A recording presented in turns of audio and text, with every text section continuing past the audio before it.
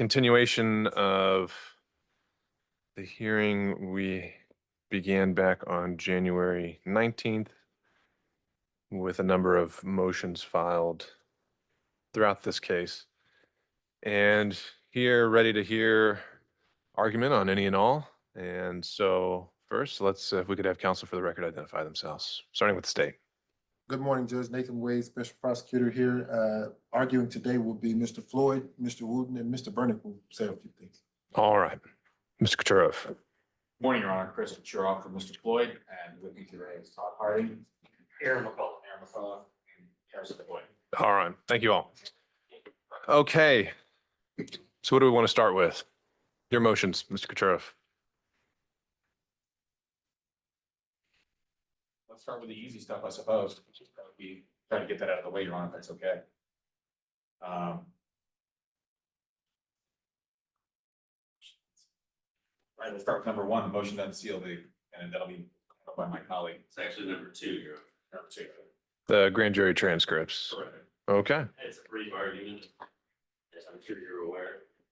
We're essentially just seeking to have any transcripts from the special purpose grand jury of witnesses that would be called in the underlying criminal case. I think we've been given about 66 thus far.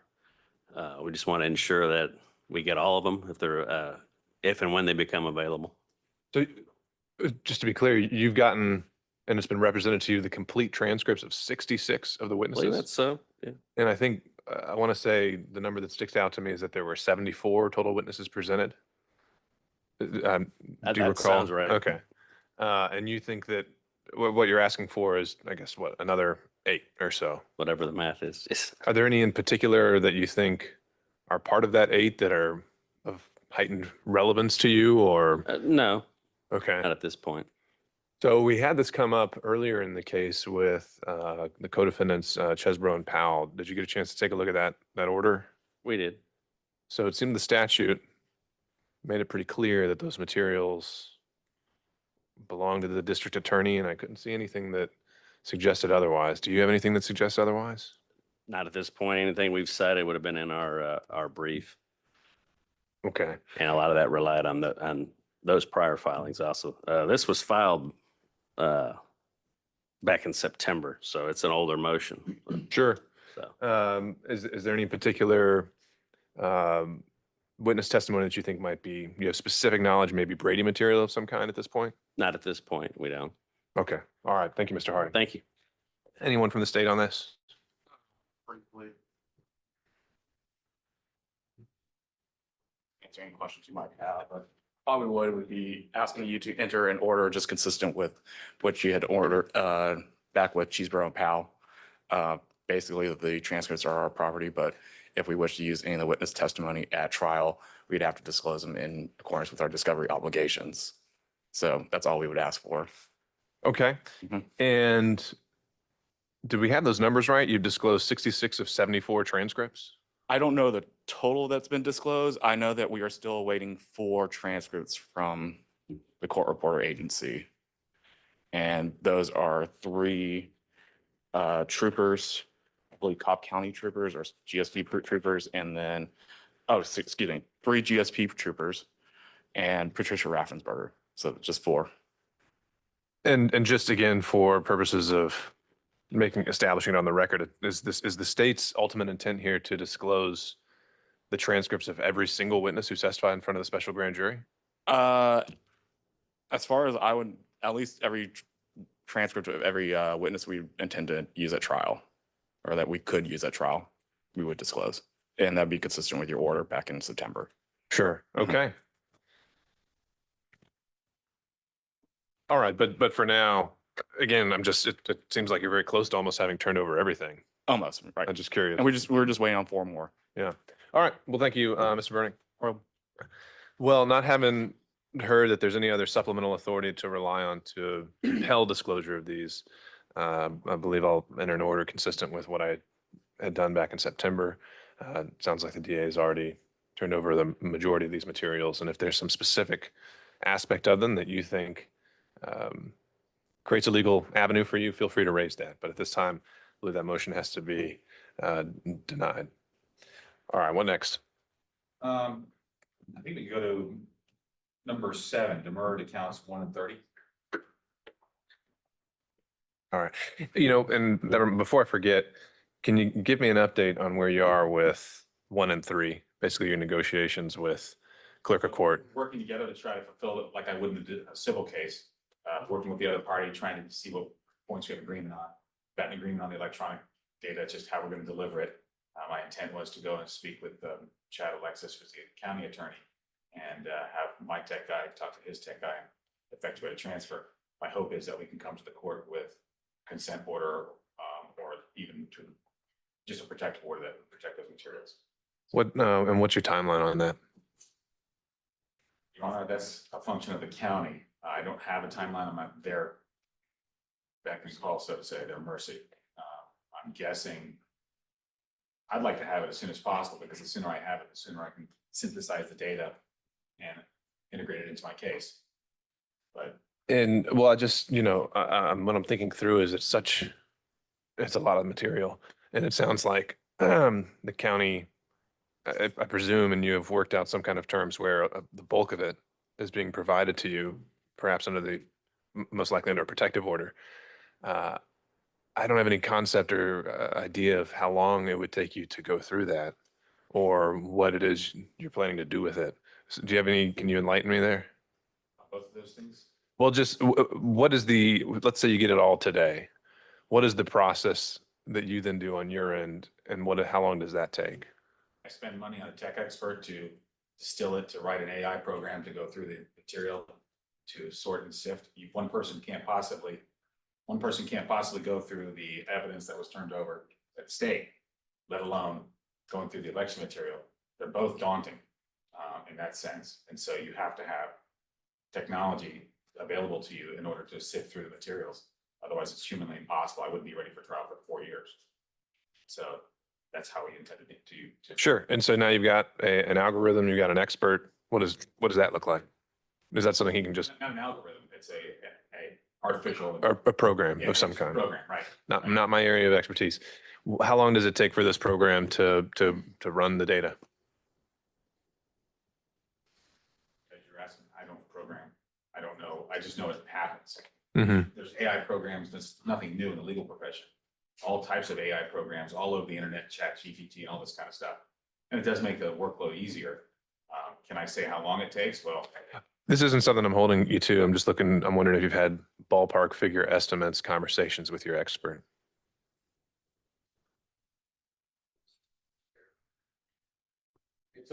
it's the 2 terabytes of discovery we got from the state up to round 6. I can't say round 7 because I don't know what round 7 is. But up to round 6, it probably took my tech team about a week and a half to organize it in order. That doesn't tell me what's in there, but at least I can go in there and recognize what folders are what. And then from that point, I would have to have my tech guy tell me how he would find certain things, or I would ask him to find certain things. Like I'm querying him. He's my live group. Sure. And that's what I'm kind of getting at is you've got, potentially, tens of thousands of ballots you're getting. I'm curious Right, what right. that We're not looks gonna like. be out that way. Yeah. He'll run a program and he can go through those ballots in short order. Okay. You're just asking at the ballots, that's quick. Right. So up to this point, I had no idea whether you were saying you're going to sit there and go through them one by one as if it's a hand audit. Okay.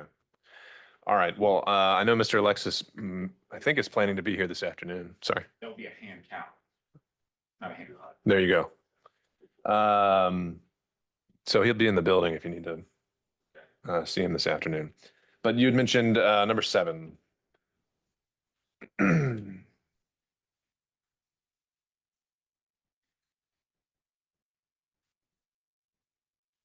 So this is the demurred accounts 1 and 30 filed January 5th.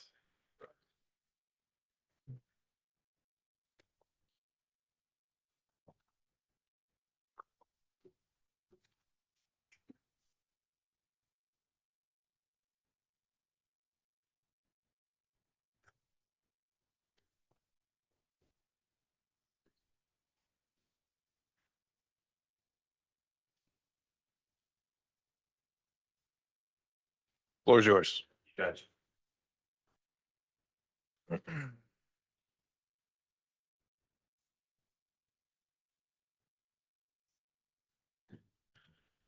Your Honor, I have 3 points to make. And you need not write this down. It'll be easy. You'll remember it. That's why we put it on YouTube. There you go. My first point is that there is no false statement. My second point, they have no false statement. My third point, there will never be a false statement. The indictment claims there is one, but it gives us 0 facts about what it is. I want to stop here just for a moment, and I happened to find in discovery, this is to show you how things are innocuous and you don't necessarily see the significance of them. I was looking for discovery, and I came across a search warrant that Your Honor signed in November of 2023 to obtain Venmo records for Mr. Floyd. And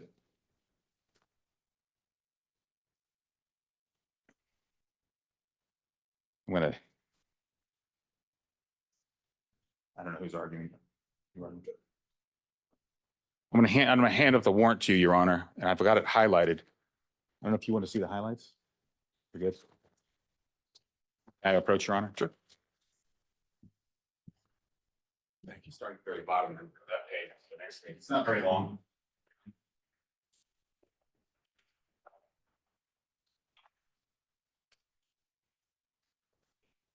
And it's talking about what happened at the Cobb County Police Department. Over the next hour, Cootie, in person, that's Trevion Cootie, she's a defendant, and Floyd, via the phone, attempted to persuade Ms. Freeman to falsely confess to the voter fraud allegations spread by Trump and Giuliani. Later on, it goes, as you can see where I've highlighted, Cootie and Floyd offered Ms. Freeman legal assistance in exchange for her false confession. Ms. Freeman declined their offer. A police incident report was generated, and there is video and audio of the meeting between Cootie Freeman that was held at the police station. I've listened to the audio. I have an audiologist breaking that audio down. We're getting it transcribed. There is absolutely no statement in that video about falsely confessing to voter fraud allegations. There is no statement in that video asking for a false confession. And the court signed this affidavit in November of 2023. But the state was aware of something else, and that is Ms. Ruby Freeman's testimony before the special grand jury.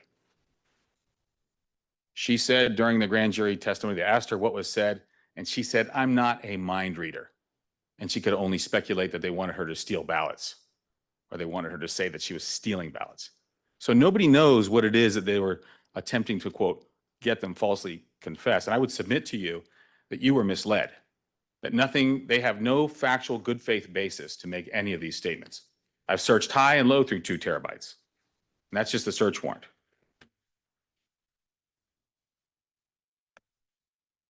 Your Honor, if you look at their pleadings, they don't say they have a false statement. What they say is, we don't have to tell you anything. We've given you detail. We've tracked the language of the statute in a wooden and very perfunctory way. But that's not what the law is. The law says you have to give sufficient detail. My argument isn't that you haven't tracked the statute. It is that I don't have sufficient detail. If you accuse somebody of making a false statement, you at least have to give them enough detail to know what the false statement is. And so why is this false statement so important? Because, Your Honor, it goes to the heart of our defense. If I wanted to say that the statement wasn't false, if I wanted to say that the statement was in fact true, I need to be able to know what the statement is. How can I know that by looking at the 4 corners of the document? I cannot. The 98-page indictment is a sprawling indictment. It goes all over the place. The incident with Ms. Freeman appears to be an isolated incident, a random incident that was just cobbled in and thrown into that 98-page indictment. And if I may, Your Honor, when I ask about the false statement, there's another reason for needing the false statement. If you will look at the Georgia definitions of RICO, that are dated 2020, and I just pulled this offline. May I approach, Your Honor? Sure.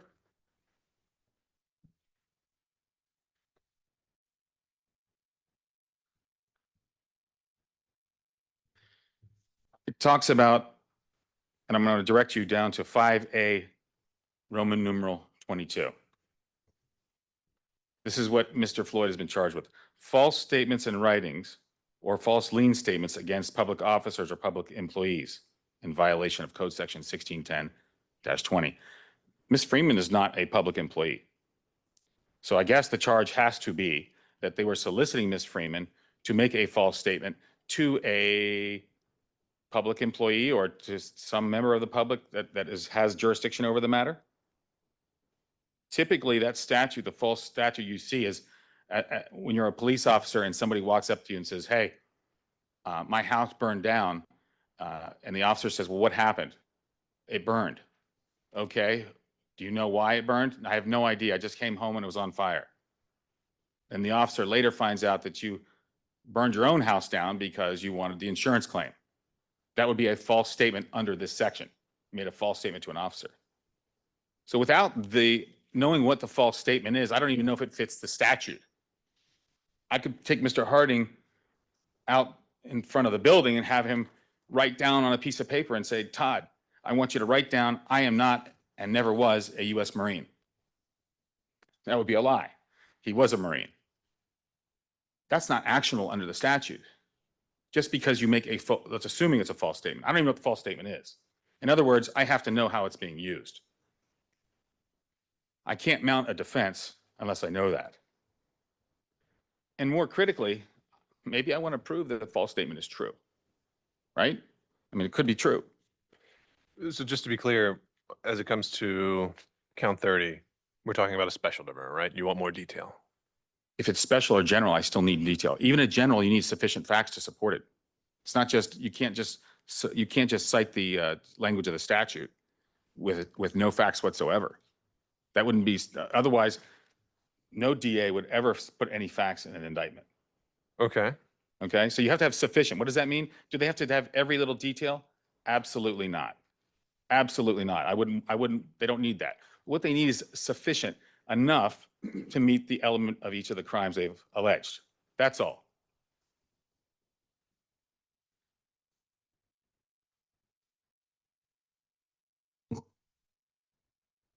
And as I said, the state's argument has simply been throughout, we don't have to tell you. You know, I thought they were supposed to turn over the defendant's statements. His own statements are those that are attributable to him in discovery, but I keep asking for this and I don't get it. The response from the state is that they don't have to give particulars of overt acts. And they say that Act 120, which is almost the mirror image of Count 30, Count 30 is a conspiracy version of Act 120. But they say, well, Act 120 is an overt act. And they don't have to provide it for the overt act. But the problem is, if you look at the language of the indictment, Act 120 doesn't say this is just an overt act. It says this is a predicate act. If the court took them at their word that Acts 120 and 121 were just overt acts, you can go ahead and sustain our demur to count 1, because then they haven't proved the RICO conspiracy. RICO conspiracy requires an agreement or 2 predicate acts. They put those 2 predicate acts in there for a reason. So we're entitled to know the particulars of what the false statement is, because they say it's been completed. They say it's there in Act 120. I want to hear today, I want the court to ask today, tell us what the false statement is exactly, not in general platitudes or they wanted her to falsely confess to election crimes. Which election crimes? What false statements? What was said? Because they don't have any of it.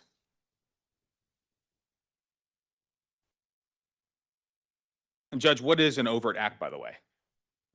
An overt act is a defendant decides that they want to commit a crime.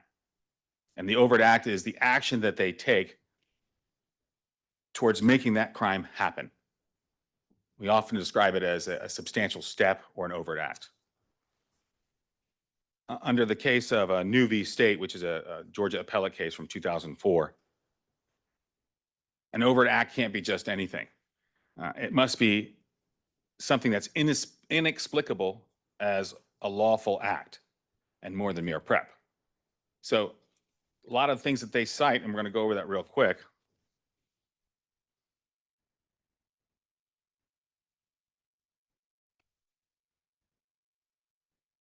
And I would ask you, Judge, to look at their response at page 10.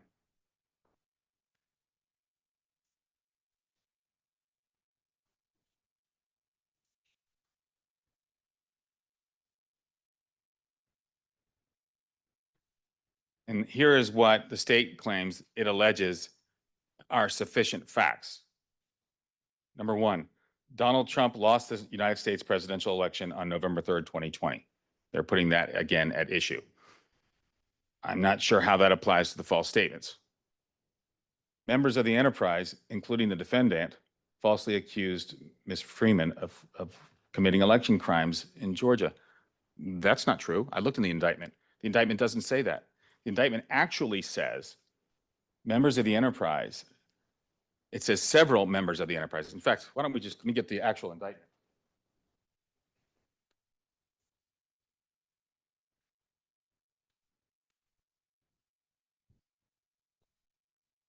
Members of the enterprise, this is at page 17, paragraph 4. Members of the enterprise, including several of the defendants, falsely accused Fulton County election worker. It doesn't say that Floyd was among them. It just says several defendants. There's nothing in there that says that Floyd was one of them. These things were repeated to Georgia legislatures and other Georgia officials. He didn't repeat those to other Georgia legislatures and other Georgia officials. And then once again, they say that he and his cohorts traveled from out of state. He was on the phone to harass Freeman, intimidate her, and solicit her falsely to confess to election crimes, plural crimes, that she did not commit. What crimes? I have the right to know what those, he has the right to know what those are. It may be true. We don't know that yet. You don't get to hide it until the day of trial. I need time to understand what those false statements are. And the rest of this, members of the enterprise, including the defendant, co-conspirators, traveled from out of state to harass Freeman. That's not a crime. That may not even be an overt act. That could be a First Amendment activity. So it's explicable as a First Amendment activity. It says members of the enterprise, including defendant, intimidated Freeman and solicited her to falsely confess to election crimes that she did not commit. Again, we just went over that, but what does it mean, intimidated her? That's in the indictment, but it's unknowable. The Supreme Court of Georgia actually has already talked about the word intimidate being too generic of a term to be able to just lie naked in the indictment without any kind of explanation of how she was intimidated. Where do you find that?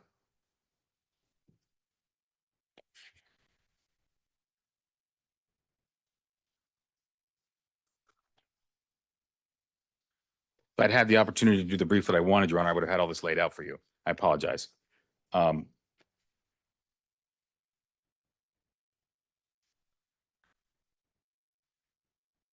State v. DeLobby. It's 293 Georgia Appellate 723. Say that last. Georgia Appellate. Correct. In that case, they. Wait, no, what was the last number? Oh, I'm sorry. 723. I can put this in the post hearing brief as well.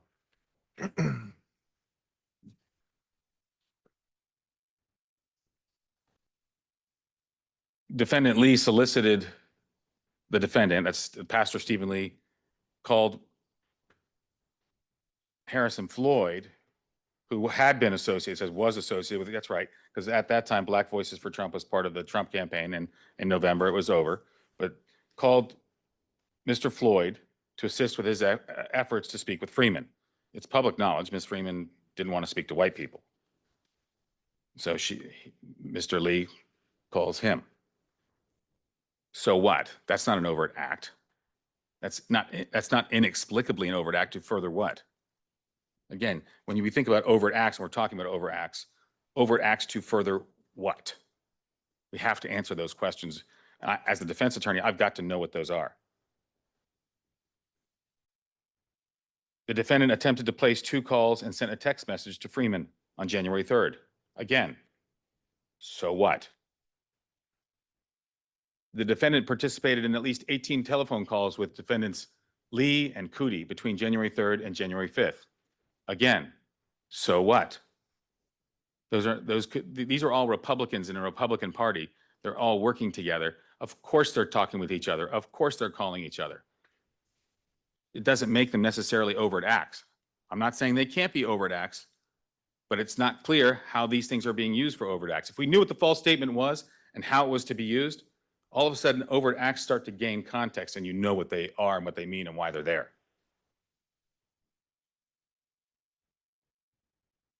The other thing is the state attempts to say all the time that they agreed. There's no facts of the agreement. There's just a bunch of acts that they claim are overt acts, and they assume that the agreement exists. But I haven't seen any coherent statement on this topic, and in large part because, as I said at the beginning, there are no false statements here. If the state had them, they would have said it. You, Your Honor, should demand that they tell you what since you signed that search warrant to effect justice, essentially, you should demand that, hey, look, you represented to me 2 things in that warrant. First, you said in the warrant that there were false statements. And then you said in the warrant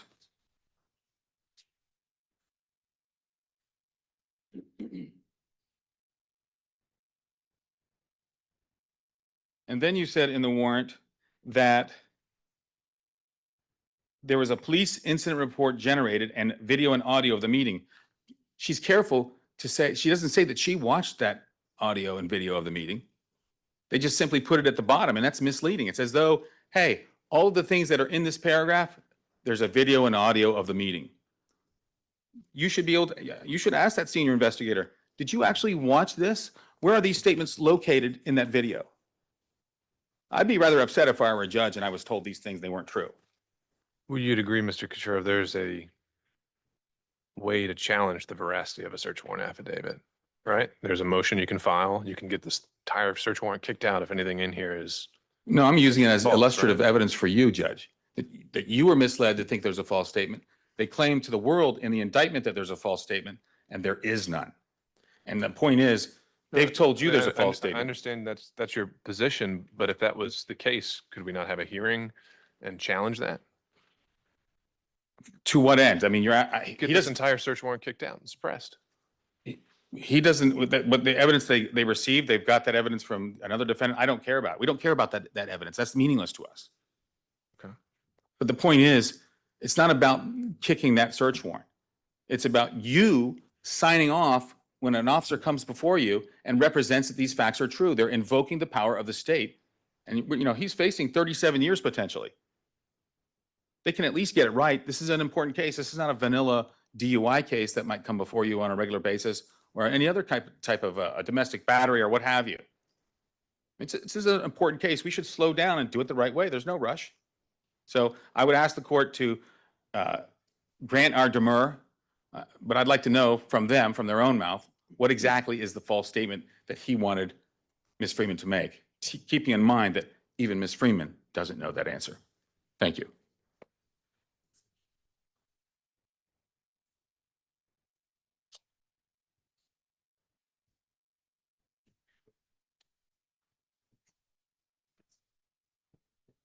Good morning, Judge. I'm going to keep this very brief. I'm confident that our written responses address all of the arguments that Mr. Floyd's attorneys have made. I'm confident that their arguments are meritless. I do want to just hit a couple things very briefly. As the court knows, the first step in addressing a demur is you assume all the facts that are alleged are true. And so we just heard about 15 minutes about how the facts alleged in the indictment are false. As the court also knows, case after case tells us that that is what's called a speaking demur. It's void. It's not grounds for dismissing an indictment. Great arguments to make to a jury at trial, but that's not where we're at. We've heard all this stuff about We don't know what an overt act is. We don't know what intimidate means. I don't think that any authority requires the state to append a Webster's dictionary to the indictment. These are common terms with common meanings. So I think that those arguments are meritless, Judge. Mr. Kucherov kind of did some of my work for me. What I intended to do was come up and read off what we had listed in pages 10 and 11 of our, 10, 11, and 12 of our response, which is all of the things that he complains are missing from the indictment. We've listed them out with citations to the indictment as to where those questions are answered. It's our position, and we laid this out in the brief, that we don't have to allege the specifics that he's asking for, because a person could conspire to solicit false statements by getting together with someone and saying, hey, let's just get the witness to lie. There's no talk about what they're trying to get the witness to say, what the lie is going to be. That's enough in and of itself. The indictment alleges that. Again, I think that our written responses address all of these arguments, and I'll take any questions that the court might have. Well, is there anything that you'd like to add concerning the search warrant affidavit, since that's been raised? Judge, the only thing that I would add is, again, that's looking at things outside the face of the indictment. It's a speaking demur to the extent that it's even relevant, to the extent that they even have standing to challenge it. They had a motions deadline. They could have filed a motion on that. They didn't. It's being raised here for the first time. I don't think it has any relevance whatsoever to a demur. And so we would just argue to the court that it should not even be considered in the way that it's been raised today.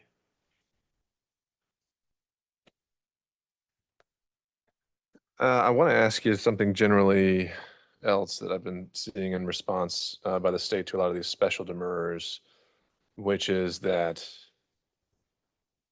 you provide a list of what's been provided in discovery and say that can supplement the notice. Is that, you know what I'm referring to there?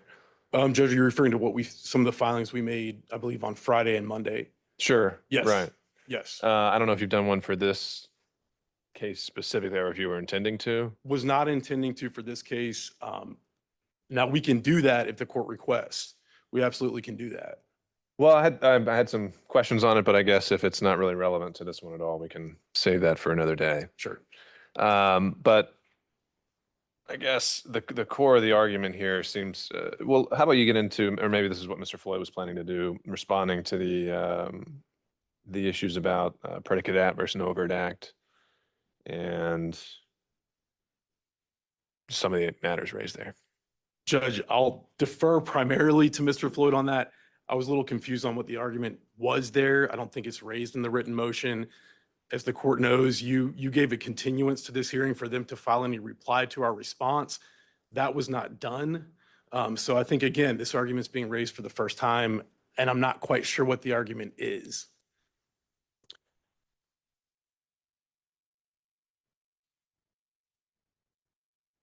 All right. Well, I don't know. Maybe Mr. Floyd wants to jump in and tag team here. I think he might have formulated some kind of a response as well, and I'll pass it back to Mr. Kucherov if we need to. I'm happy to, Your Honor. Okay. The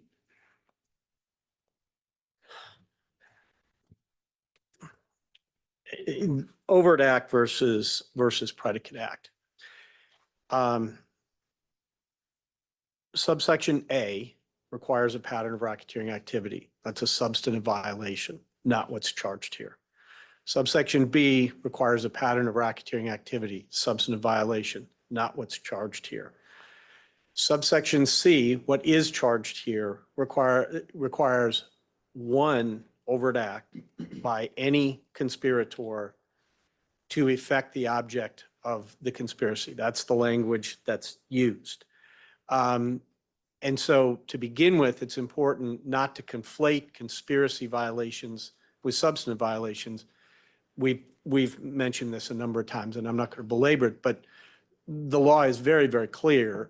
It is not a prerequisite to a conspiracy violation that the defendant commit a substantive violation, because otherwise conspiracy would be subsumed within it. They're different things. An overt act, what we often run into, and I think this is part of a legitimate misunderstanding. I don't think it's a contrivance, is we have alleged 161 overt acts.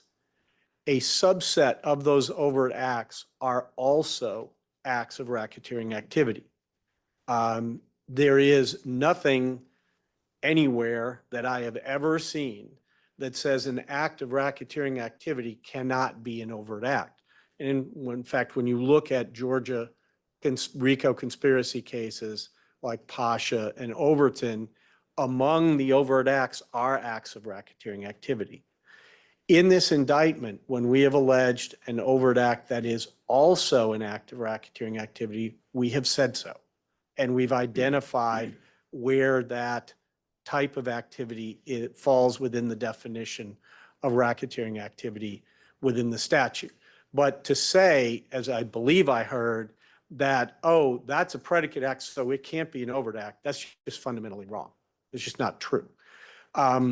The case law federally is very, very clear, and it's relevant here because in 2015, when the definition of, when the verbiage of subsection C was changed to make it clear that there's an overt act requirement, the same language was used as 1648, which is the general conspiracy statute in Georgia, which is the same language as 18 U.S.C. 371, the general federal conspiracy statute, which I'm sure you dealt with in other aspects of your career.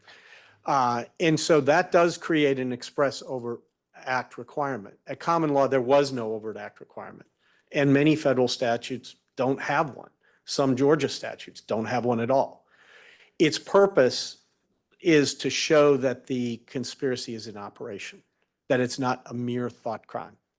Somebody has done something in furtherance of this objective, but it does not have to be a crime. It can be completely lawful activity.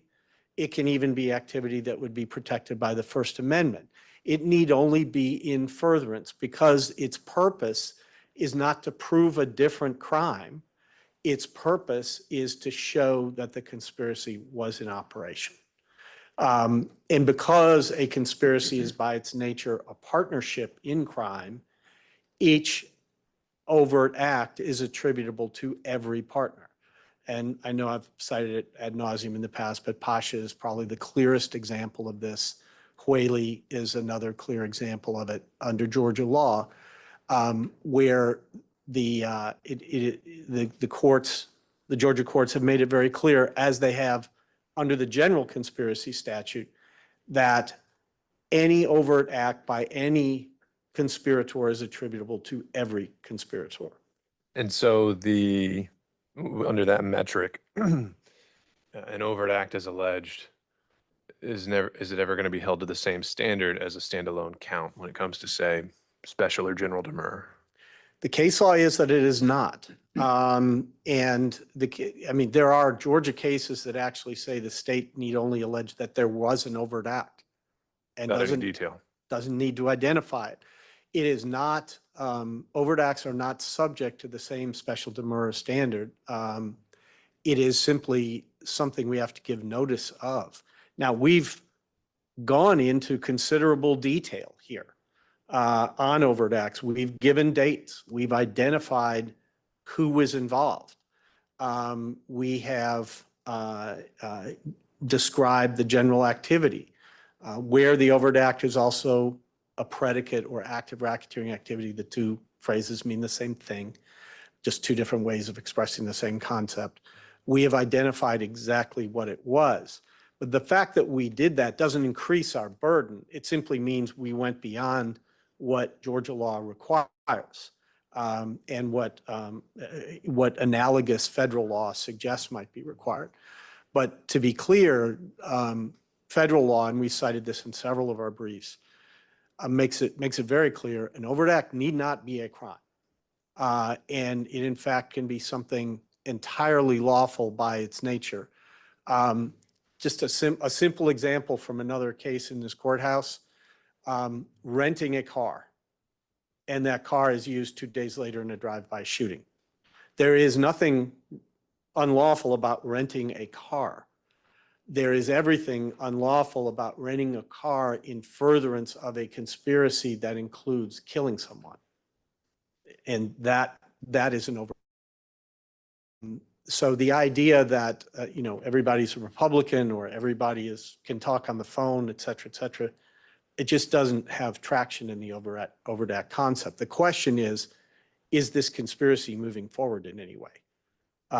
It could be buying somebody gas money, giving them a ride, handing them a phone number. I mean, the list really goes on and on. And as I said, here we have 161, we need one. All right, thank you, sir. Yes, sir. And last, just kind of point to probably back to Mr. Wooten. As I see it, the core of defense's argument on the specific motion is, I think we heard it many times here. He wants to know the exact false statement that was solicited. I don't know if that means, a direct quote or just something more specific. And as I see it, the most applicable vermin in the indictment is going to be what you list out as paragraph 13, specifically soliciting her to falsely confess to election crimes that she did not commit.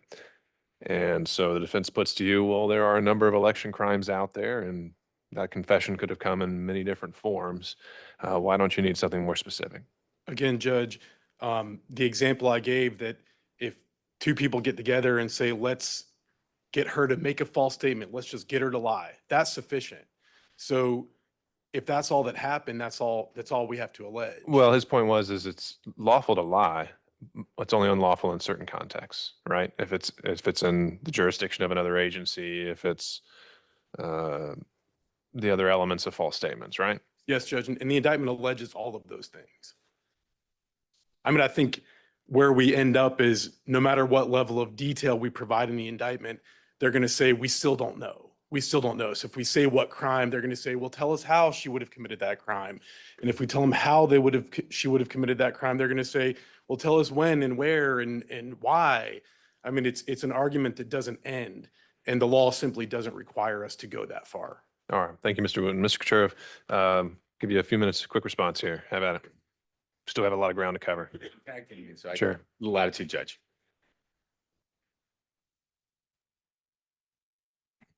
I don't know if I could be more clear. I'm not asking for more detail. I just want the false statement to begin with. Mr. Wooten said, it's like two people, and I wrote it down. Let's get together. Hey, let's get the witness to lie. That would be a start. That's not found in our indictment.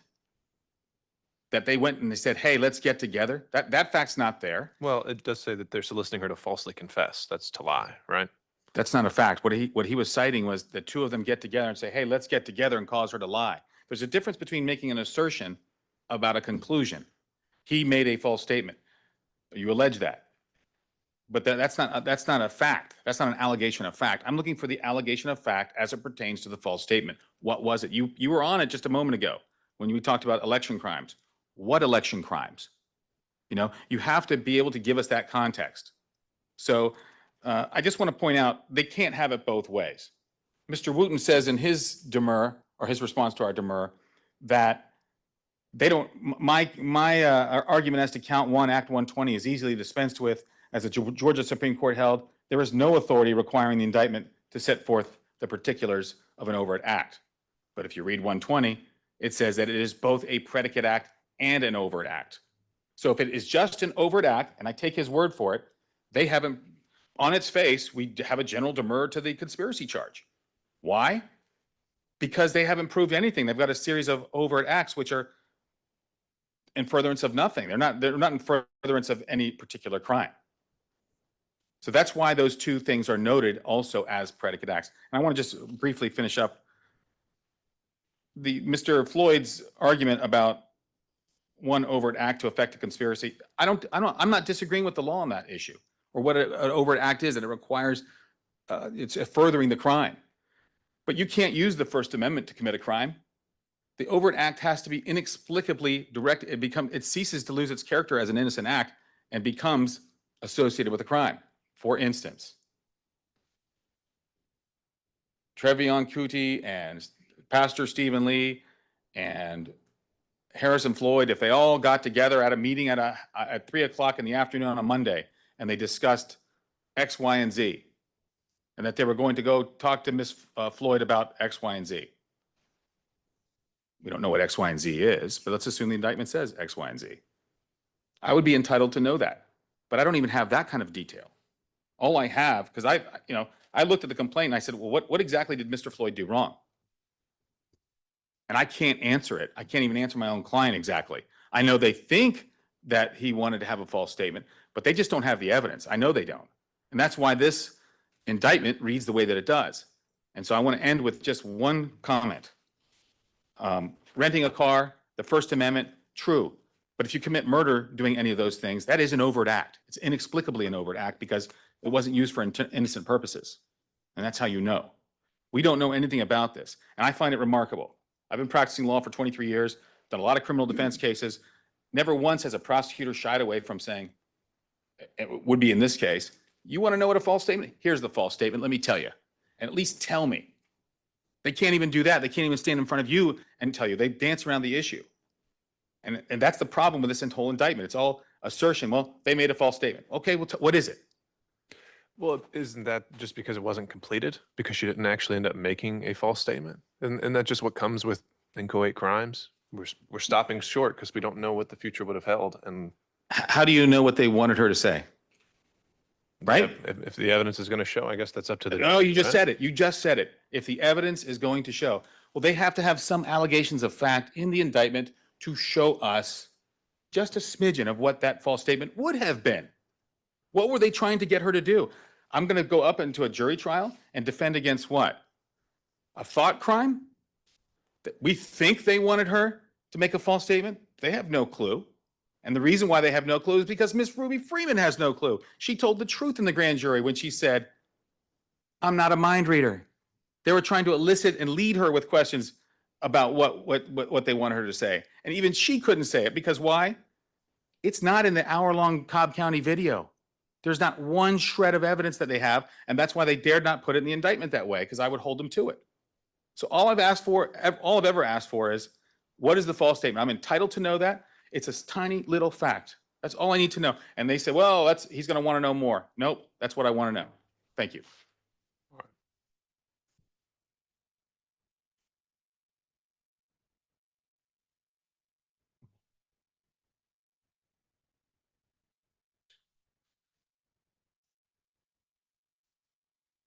All right, what's next?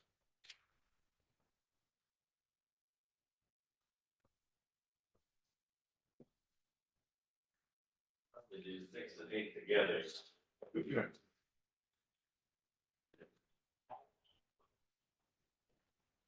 All right, so number 6 on the amended notice was general demurs to 130 and 31, and then 8 is a special demur to 31. Correct. And if you look at the special demur to 31, it's essentially asserting the same grounds as a general demur, but asserting them as a special demur. Talking about the misleading statement. So in the general demur counts 1, 30, 31. There's 3 points that are brought up. I was just going to talk about those briefly. Another court will read these and read the response. Essentially, we're citing in the first point, Johnson v. State. It's cited in the actual motion, so I won't give you the citation. It's in there. Essentially saying that it procedurally fails to provide double jeopardy. All 3 counts in relation to Mr. Floyd. Because it alleges, it doesn't identify some of the parties and some of the conduct that's being brought up in there. So that's not the first time that's happened before. Do you have any kind of case federally, any state that says the use of unindicted co-conspirators makes something subject to lacking an element? I don't.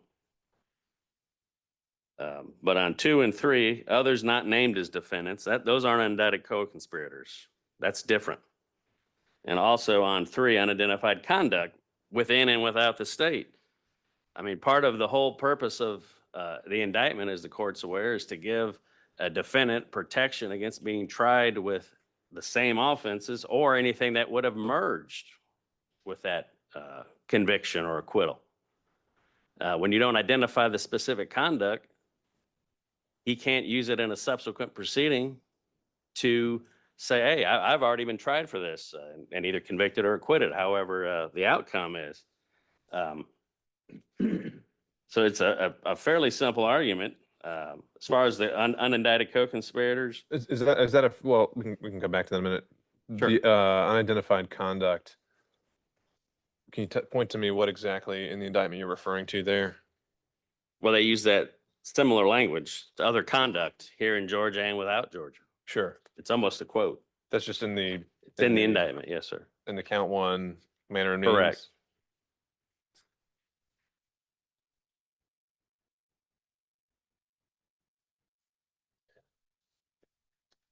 And then point two, it goes to just count 30. Going to the sufficiency of the substance of the indictment. The case is but Hanny. I hope I'm saying that right. V State, it's cited in the brief. You could look at it. It says an indictment therefore is void to the extent it fails to allege all essential elements of a crime or crimes charged. Smith v. State, an indictment is insufficient as a matter of law if the accused could admit all the facts of the indictment and still not be guilty. Essentially, what we're arguing here is the GBI is listed as the agency that would have had jurisdiction. Our contention is the GBI in 2020 at that time did not have jurisdiction.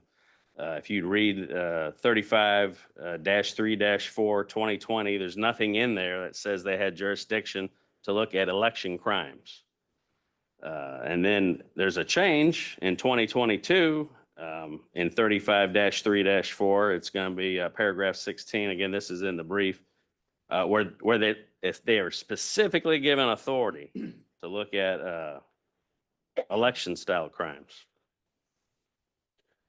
So setting aside election crimes, I think the state responded that GBI has the authority to look into generally identity fraud. How do you respond to that? Well, that's true. The issue is though, is count 30 doesn't state or plead any type of crime like that. Count 1 talks about that, but count 30 is just saying they can a conspiracy to solicit false statement.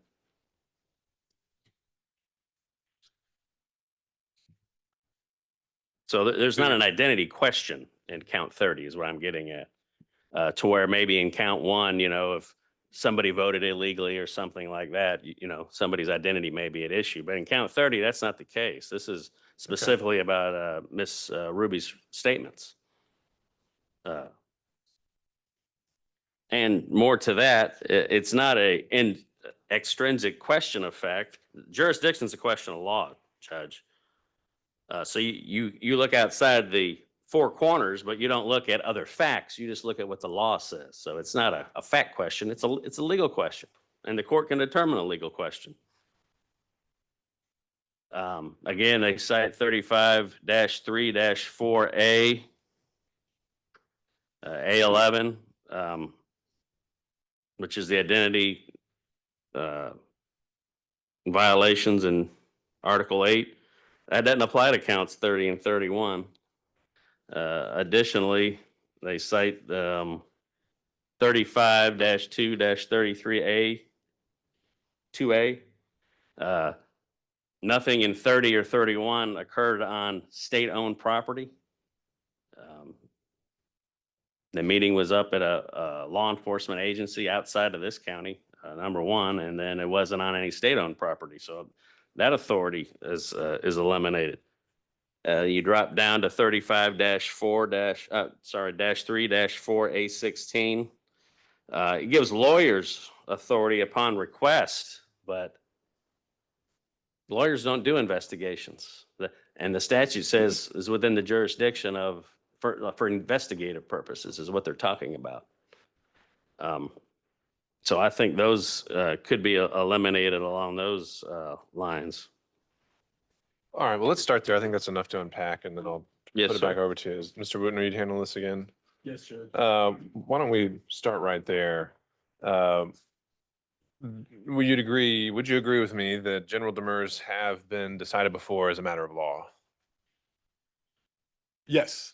So why would, if there's an allegation that something was within the jurisdiction of an agency, and as a matter of law, there's no possible way it could be within the jurisdiction of that agency, could that be a general demur in some?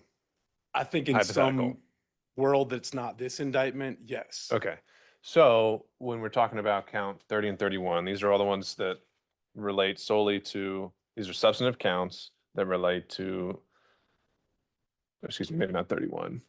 Yeah, 30 and 31 that relate to Miss Freeman. And they didn't take case on the grounds of the Capitol. I don't think they involve identity fraud as alleged.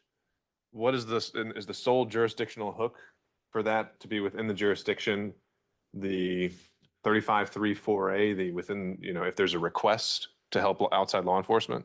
Well, Judge, I think it could be any of the three, and that's to be proven at trial. Again, going back to the first question in a general demur is, can you admit to all the facts as alleged and be guilty of something? And and the indictment alleges that the statements that were solicited were within the jurisdiction of the GBI, of the Secretary of State, and of city and county law enforcement agencies. And the first thing that my friends on the other side stood up and said was that the statements are not within the jurisdiction. So they're already voiding their own demur by challenging the factual allegations.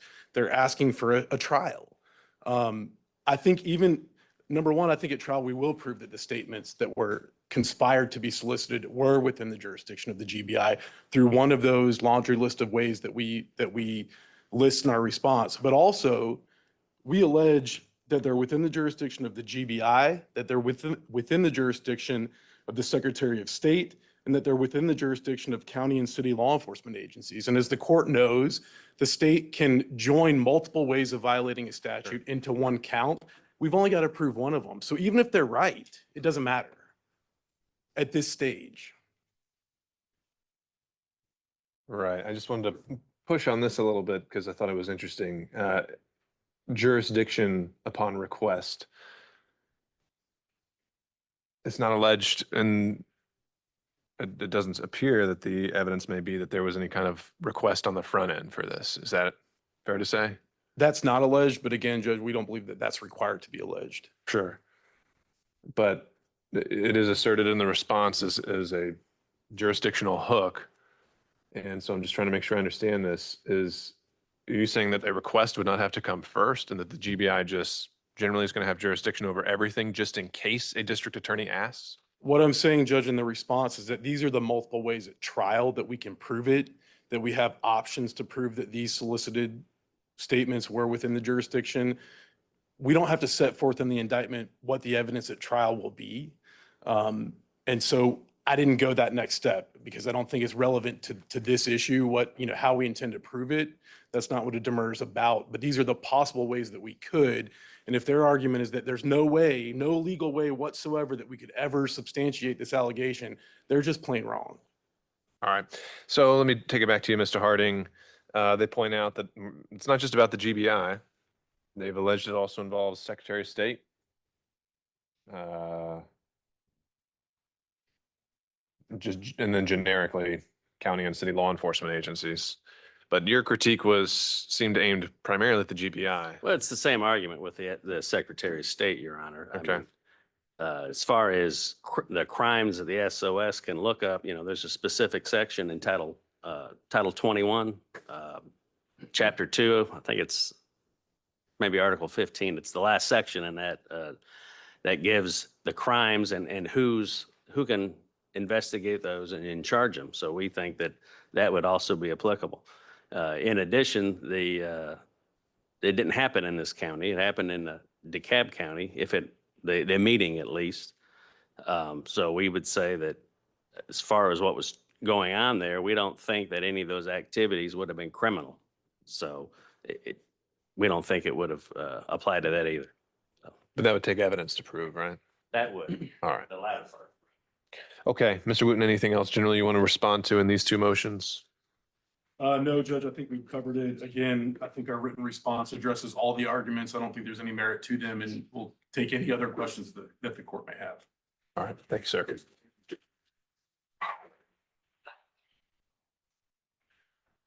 All right, what next? I suppose we can do the lack of agreement, number 5.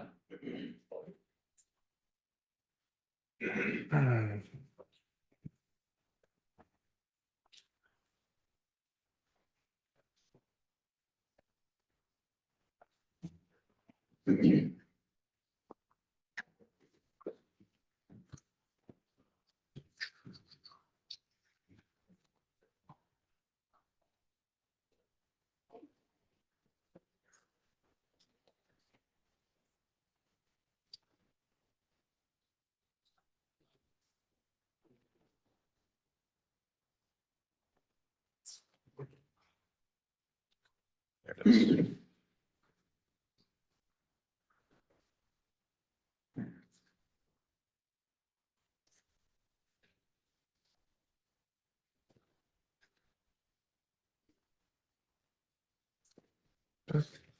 Judge, our argument is that the state and the indictment that the state put out does not allege anything showing that Mr. Floyd knowingly and willfully joined a conspiracy. The word willfully in Black's Law Dictionary means you knew you had a legal duty to do something or not to do something, and you did it anyway. That's what willful means.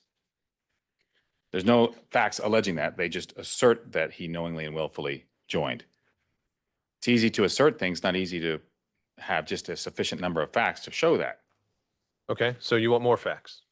Correct. That's All one right. thing I want.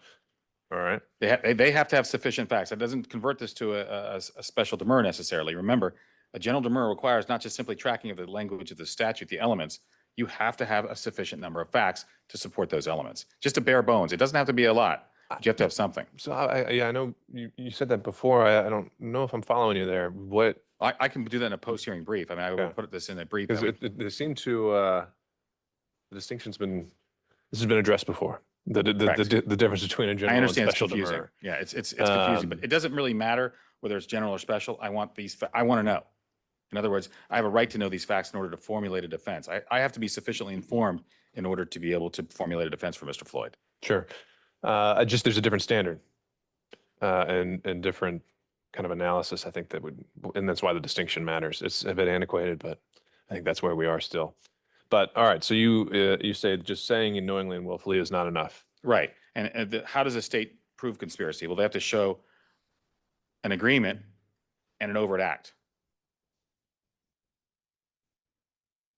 If it's a RICO conspiracy, they show an agreement and that Mr. Floyd agreed to commit or committed two or more predicate acts.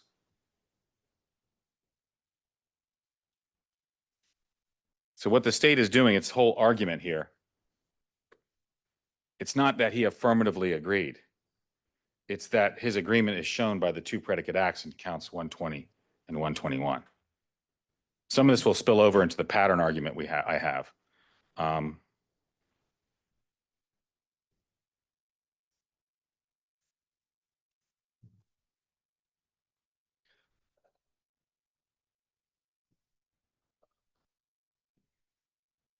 So this is Act 120 and 121, Your Honor. Two dots. Is that a pattern? Does that show an agreement? The other problem with this lack of agreement is the cases which talk about the single transaction defense. And again, probably some of this will be covered. I think it sounds like you're spilling on into it. So why don't we just? You want to go into? I We mean, can go that into it. sounds like the Okay. exact same argument you put in Right. there. So why don't we just do that? Well, in Overton v. State, it's a 2008 case, which was decided after the 2001 amendment. I don't know if that jogs your memory about the 2001 amendment. They found that the activities the defendant engaged in were sufficiently linked to form a RICO pattern, but sufficiently distinguishable so that they were not mere single transactions. Here, this is one incident, just one, at the Cobb County Police Station. And they created two predicate acts out of it. It's really the same side of the coin. It's two different sides of the same coin, which is what the court in McGinnis v. American Home Mortgage talked about. I thought the analysis in the McGinnis case was very good because it talks about what the 2001 amendment could have done. And I'm going to go ahead and backdoor into some of the argument on the Constitution, or what I would call the vagueness of RICO. When you look at the act, it says you have to engage in at least two or more acts of racketeering and furtherances of one or more incidents, blah, blah, blah, blah, blah, as long as it's not an isolated incident. One is by definition an isolated incident. So it's kind of hard to say that the single transaction defense isn't available when the statute reads that way. That as long as it's not an isolated incident. There's no other fact in this complaint that connects Mr. Floyd to anything else, or this complaint, I'm sorry, the indictment. There's no other allegation that connects him to anything else other than this Cobb County Police Department. And do you think that applies with just as much force when it's a conspiracy allegation, conspiracy RICO? Sure. When we heard Mr. Floyd say earlier that they don't need to allege or show the completion of any predicate acts whatsoever. Okay, let's back up. We're talking about agreements. We have illicit and licit agreements. We're talking about illicit agreements. It's not hard. Two people get together, they want to plan something. How do you prove they made that agreement? That's the purpose of the overt act is once you know, hey, those two conspired, did they commit an overt act in furtherance of it? Doesn't matter whether they completed the crime or not. What matters is that they agreed. Sure. And how do you show that? Words, conduct, deeds, actions, and an overt act. So there, if we had an intercepted phone call where he said, hey, I'll use his example. Let's get somebody to lie about X, Y, and Z. And you've got the phone call. How are we going to do it? We'll drive to the corner of Main and F and sit there for an hour and wait for so-and-so to leave the building. And the guy who drives to that corner, he waits an hour and he gets cold feet and he leaves. I would say you can charge that. Why? There's the overt act. But you also have the agreement. You can't have the overt act without some kind of an agreement.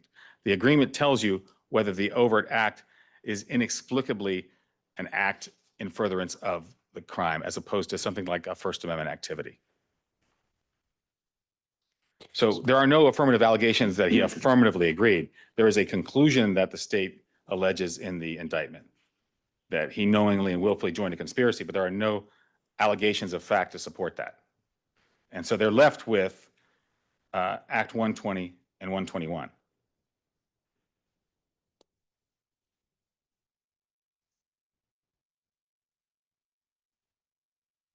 And that's just for count one, the RICO conspiracy. With respect to the conspiracy in count 30, which is the sister of the 120, I would call it the sister count. Again, I don't know what statement they conspired to make. You can't just say, well, they traveled to go out of state. They recruited somebody to come out of state. For what? Those acts are not, they're explicable as normal, ordinary day acts that everybody does all the time. But the question is, what is the agreement? And the other thing is this, to what end? What were these things supposed to accomplish in terms of the crime? We don't know. If I knew that kind of stuff, if the indictment alleged those bare minimum facts, we would know. So without going further, I don't know if the court wants to hear from the state on that, but I can go ahead and do the, unless you want me to go into the constitutional argument. I think, yeah, okay. I think it's probably better to split it up. So we'll pass it on over. Okay.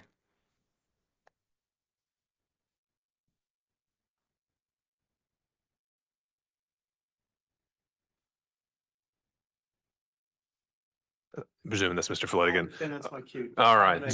So, all right. So as I hear it, now we're focusing on the agreement. What level of detail needs to be alleged regarding the agreement? And I think we started getting into, two acts versus one incident, et cetera. Yes, and I'm going to try to untangle this because it's tangled. And I said a few moments ago that a violation, a substantive violation of RICO, A or B, is not a prerequisite to a C violation. Okay, that's just the distinction between a substantive violation and a conspiracy.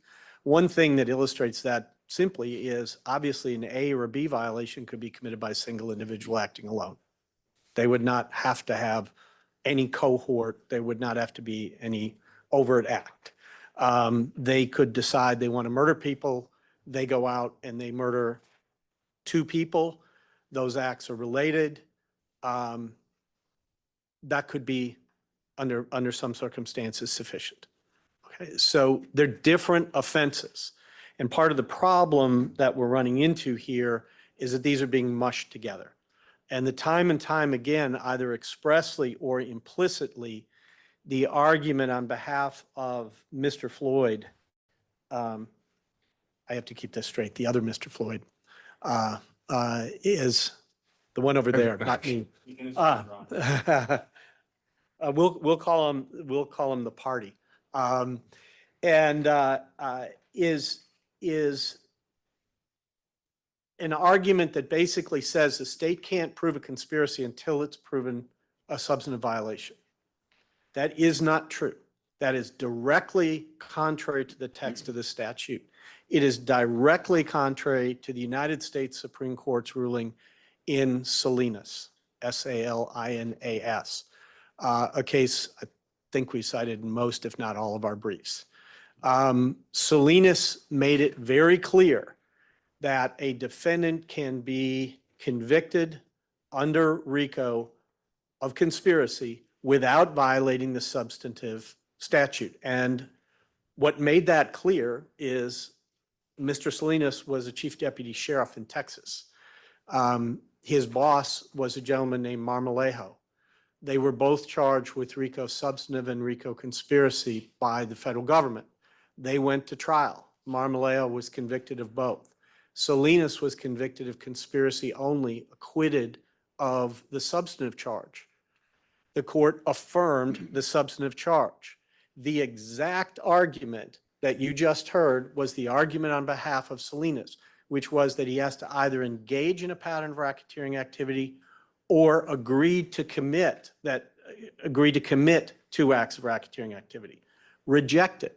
The court specifically said, we cannot require 2 acts or agreement to commit 2 acts by the defendant as a prerequisite to RICO conspiracy liability. That argument was adopted by the Georgia Court of Appeals in Fulton versus Columbus Bank and Trust. That is a case that binds, Your Honor. There is nothing that overturns it. And the language in Fulton is express. It cites Salinas. It quotes Salinas. It adopts Salinas on this point. There's no way to tease out of Overton or out of some passing reference in another case and dance past Fulton, because Fulton is Salinas and Salinas kills that argument. And so we are plain and simple. The state is not required to prove 2 predicate acts or agreement to commit 2 predicate acts as a prerequisite to Mr. Floyd's liability. That's been said at least 3 or 4 times in the course of the 2 arguments you've had already. It is dead wrong. We do not have to show a pattern as a precondition to agreement. There is nothing in subsection C that suggests that. There is nothing in Georgia RICO conspiracy law that suggests that. That is just not the law. That is just made up. And Salinas and Fulton refute that. The real question here is, could Mr. Floyd admit the allegations and still be innocent? And the answer is emphatically no. Now, the other mistake and fundamental assumption and error in the argument you just heard is, and this stems from the idea that we have to prove a pattern individually against Mr. Floyd himself in order to prove RICO liability for conspiracy. That is also dead wrong. I'll also go to Fulton. Fulton says there is no requirement that every defendant personally engage in a pattern of racketeering activity. And Pasha tells us there is no requirement that a defendant in a RICO conspiracy personally commit even 1 overt act. So the comment that you heard several times, well, if there's anything wrong with 120 or 121, Acts 120, 121, then you can just grant the demur, could not be more wrong, and flies directly into the face of the binding precedent. Mr. Floyd does not have to commit any overt act to be liable. We have 161 overt acts by 19 different defendants here. No argument, no variation, no extrapolation of anything they've said eliminates 161 overt acts. They haven't even talked about the overt acts committed by the other defendants. Pasha makes it abundantly clear that 1 overt act by any one of those other defendants is sufficient to sustain a conviction. And so they're just missing the point. The whole premise, assumed premise of their argument is that Mr. Floyd is charged with a substantive offense. He is not. And that we must prove a substantive offense by Mr. Floyd against Mr. Floyd before he can be liable, responsible for a RICO conspiracy violation. Both are just absolutely dead wrong. And both are contradicted by cases that bind Your Honor. That just doesn't get him there. And we've heard a lot about what's missing. Let's talk about what's in the indictment. What's in the indictment are dates and places. And you heard descriptions of Mr. Floyd's conduct as if he were just some lonely sojourner who popped up in Atlanta because he just happens to be affiliated with one party versus the other. That's not what the indictment says. And that's not a fair reading of the indictment. He is alleged to have engaged in 8 overt acts. Every single one of those overt acts involves him acting or communicating with another defendant in this case. In the course of these, most of them involve 2 and some involve 3. I'm not counting the unindicted co-conspirator, that would take it to 4. So we have him acting with Lee, with Cootie, with Schaefer, and with Cheeley. He's nothing he is alleged to have done does he do by himself. Everything he is alleged to have done, he does in conjunction with at least one other defendant.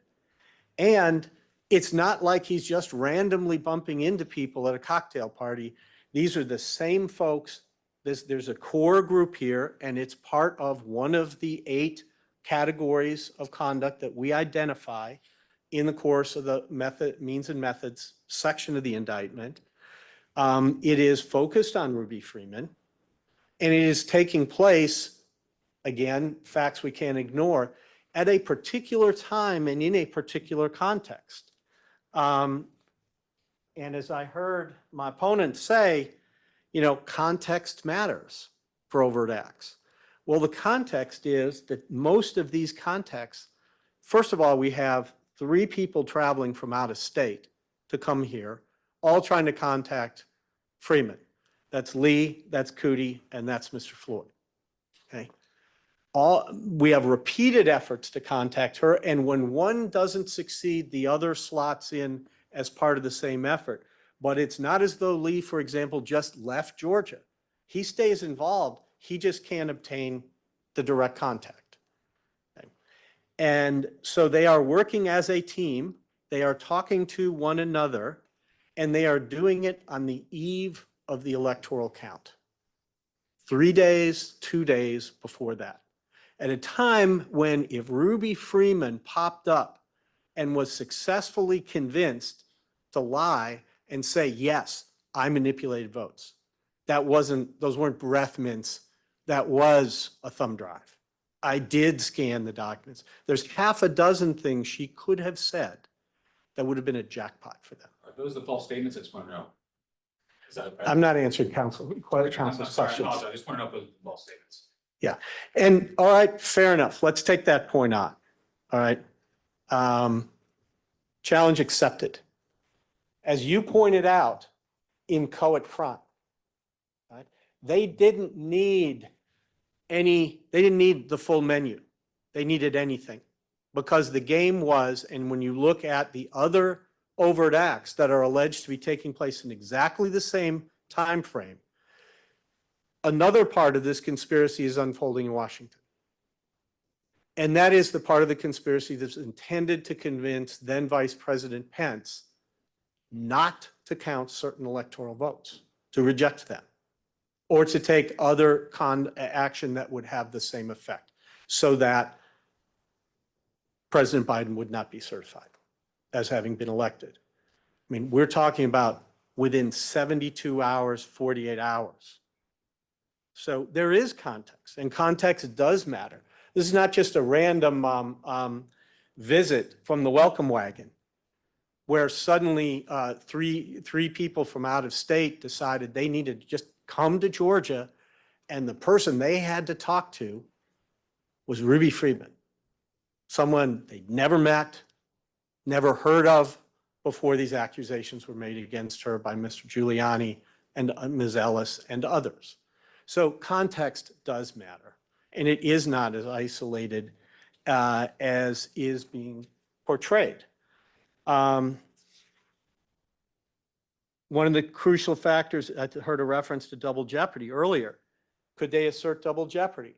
Well, the overt acts, although we're not required to, they certainly take care of that one because you've got dates, you've got people, you've got places, you've got activities. Right? Can we pop up 2 years down the road, 3 years down the road, and come after Mr. Floyd for these same telephone calls? They're identified by time, person contacted, the exact sequence. Double jeopardy is taken care of. There was a reference to single transaction. And that popped up for the first time in the brief that was filed at 11:08 Saturday night on behalf of Mr. Floyd. So let's take that one on. Prior to 2001, there were a number of cases in Georgia that looked at RICO substantive and said you can't count under some circumstances, either you can't count an event as two different acts, or you need more than one incident to support a RICO. Some of that was imported from federal decisions in other parts of the country. In 2001, the last expression of that was the Clark case out of the Georgia Supreme Court in 2000. The General Assembly didn't agree. The General Assembly, you remember, because we've had discussions about this, said this statute will be liberally construed. And the Supreme Court had imported an extra textual requirement to limit the scope of the statute, and the General Assembly didn't like it. So in 2001, the General Assembly amended the definition of pattern and said one or more acts, I believe it's incident, schemes, or transactions. The statutory language will make it clear in the event that I have slipped on that. But the point was, one is sufficient. More might be stronger, might be better, but one will do the job. For reasons I can't explain, both some Georgia courts and some federal courts just missed it. Just missed the fact that the amendment had taken place and continued to cite old case law.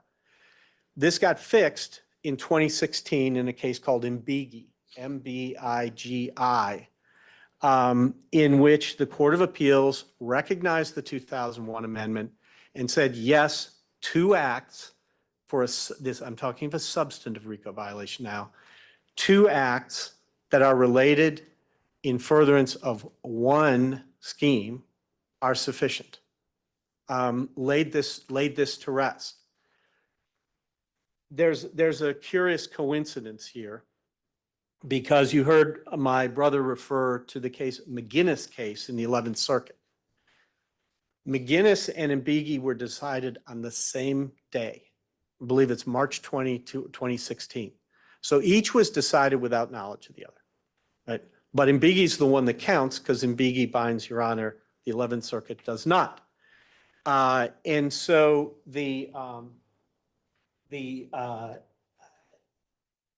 and I'm looking for the district court site that addresses this. Excuse me just a moment. In the course of, so what happens is that McGinnis also misses the amendment, and McGinnis goes on to cite old Georgia cases which had been negated by the 2001 amendment. It doesn't address Mbigi because Mbigi, it's not aware of it. The two cases are basically being birthed at the same moment. The So what's happened as a result of that? My opponent likes McGinnis and complimented it. That's great. No Georgia case has ever cited McGinnis or relied upon it. The Northern District of Georgia has looked at this situation in a case called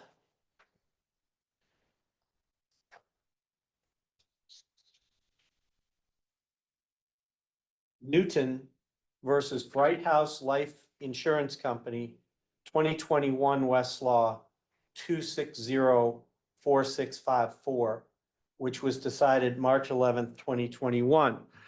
Judge Amy Totenberg. And Judge Totenberg looked at this and said, well, what do? I have these two cases. And her conclusion was, as McGinnis is not binding authority on the interpretation of a Georgia statute and its reasoning is inconsistent with the express language of the statute, the court declines to follow McGinnis as a basis to dismiss plaintiff's RICO claim, and she went on to apply Mbigi. So the single transaction argument is that's no good anymore. It's gone. It's actually been gone since 2001. But Mbigi and Newton make it clear that it's gone now, which is what matters when you're deciding it. And respectfully, I don't believe the court has the option of rejecting Mbigi from the Georgia Court of Appeals in favor of McGinnis. That's one is binding, one is not.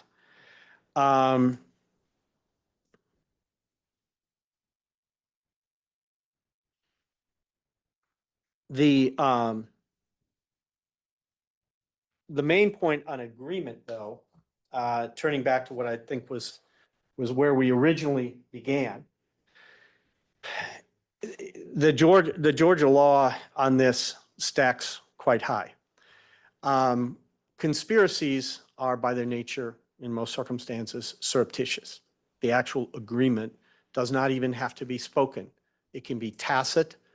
And because of that, juries are allowed and courts are allowed to infer the existence of an agreement from the behavior of the parties and the other circumstances that are there. The state does not have to prove or show an agreement in the indictment.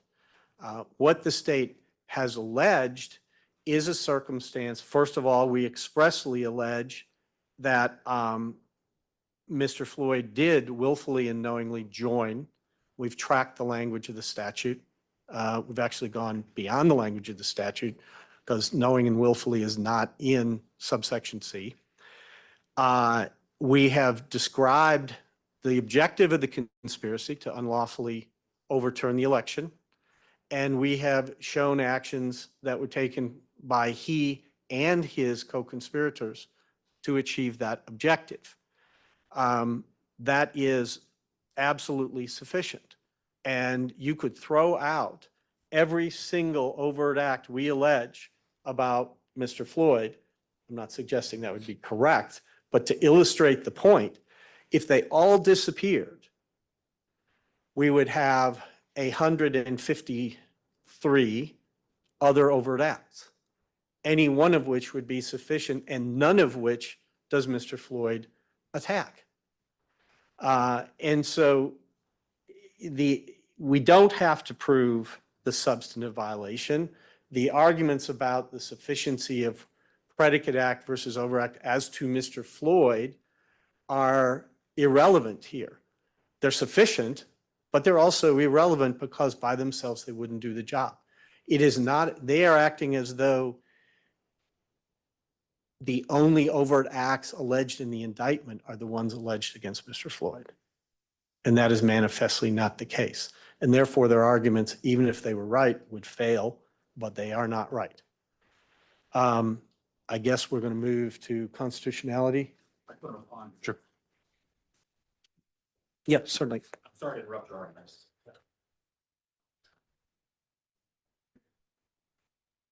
My friend and I could not disagree more. Everything he just told you is not my argument. Okay? He said if we strip away But even look, even if we get into the weeds of which case got it right, which one didn't, what can you say to the fact that McGinnis is the one you can say it didn't, in your brief, you say it didn't look at the statutory text, it didn't go far enough, it was, you say it was poorly reasoned, but that's the Court of Appeals and I have to do what they tell me. What do you say to that? They didn't say that. I think that what I say in the brief is, let me put it to you this way. Let's put the McGinnis aside for a moment. Our duty as judges, as lawyers, is to look at the words in the law and expound on that text. That's what we're supposed to do. You know, the old sayings that Chief Justice Marshall said, we have to, that's the purpose of the judiciary, is to expound on the law. And so when we look at that statutory text at the very end, it says, as long as it's not an isolated incident. So you're going to have to interpret that regardless of the McGinnis rule, regardless of all these cases. And that's part of my objection to RICO, is it is a case by case basis on RICO, which makes it so subjective. And we'll get into that. But let me move on. My friend told us that we could strip out all of the allegations, the predicate acts, the accounts, the overt acts in the complaint, and there would still be 153 overt acts that he had not objected to, because he's not linked to them. You strip out those, there's what's linking him to the fact that he's a Republican. That's all that links him. My colleague also tends to harp on the fact that, oh, there's this act, there's this act, there's that act. But what I'd like to do is go back to first principles and go back to the rules. Pardon me 1 second, Your Honor.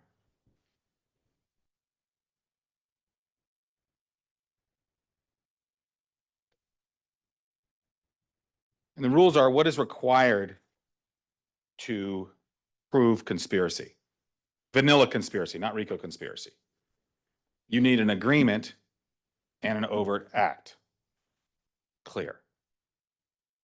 For RICO conspiracy, you need an agreement. And I want to read to you what the courts have said.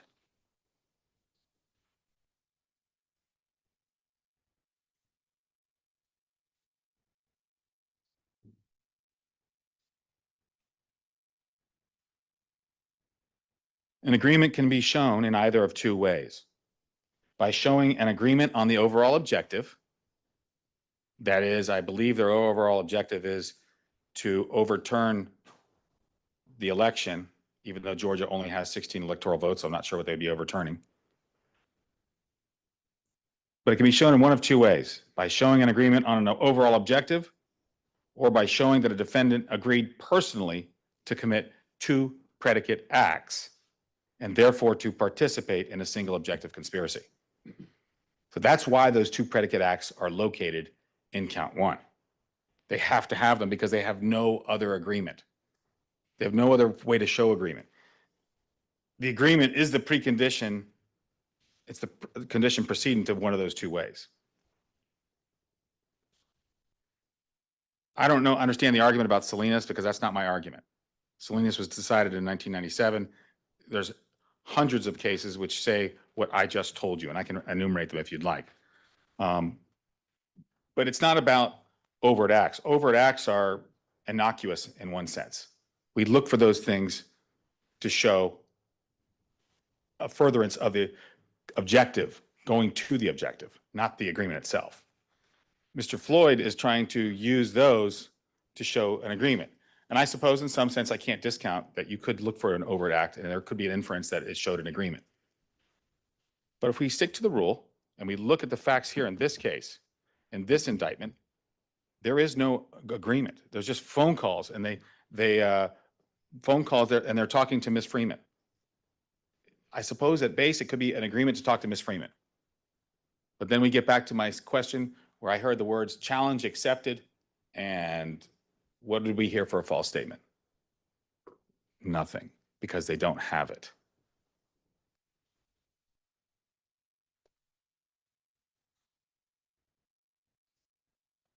The MBG case, the civil case, McGinnis, some of these, they're civil cases. I know we look at the RICO statute in both contexts, but I think when it comes to a criminal case, you have to be very circumspect because it's different. We're taking a man's liberty, his life away. And so as I look at the statute itself, that's my problem, is that it doesn't say anything about the single transaction being removed. Mr. Floyd came up and told you about the 2001 amendment. What is the proof that that's what the General Assembly addressed? If you look at the case that I cited in my brief, the federal case, I raised it, the McGinnis case, if you read it, that judge does a reasoned analysis of the text. It is inescapable. I would submit to you that if the Court of Appeals saw that similar reasoning, the Court of Appeals would say, yes, that's correct. They'd have to reconcile, I suppose, MBG in the other cases, but this is undeniable. And that's really what precedent refers to. So we don't just uncritically defer to precedent. We have to look at what precedent is telling us. Look at the logic. Does it apply to our case? And that's really what the issue is. The 2000 case of Overton talks about it because the Overton case is addressing the statute as it existed after 2001. Now, some can say that's an oversight, but I would submit, Your Honor, that when they say that these were sufficiently distinguishable so that they were not mere single transactions, that goes to the very end of the statute. And I want to read the whole statute.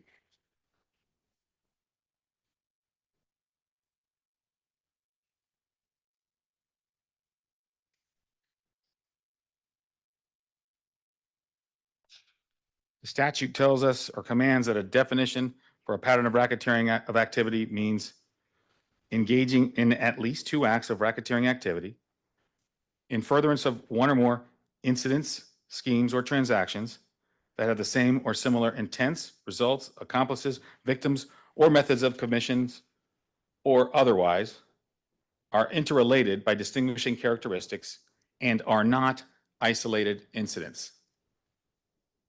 How is this incident at the Cobb County Police Station not an isolated incident?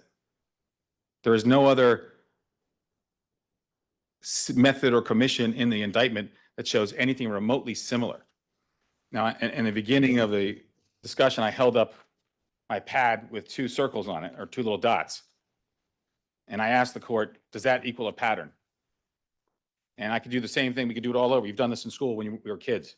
I could do an X, I could do an O, I could do a dot. And we would never think for a moment any of those things formed a pattern. And so that's the problem with this statute is asking you to make that pattern. It doesn't explicitly say what the pattern is. So with that said, at this point, I would like to go into the other argument. That's okay with you, Judge.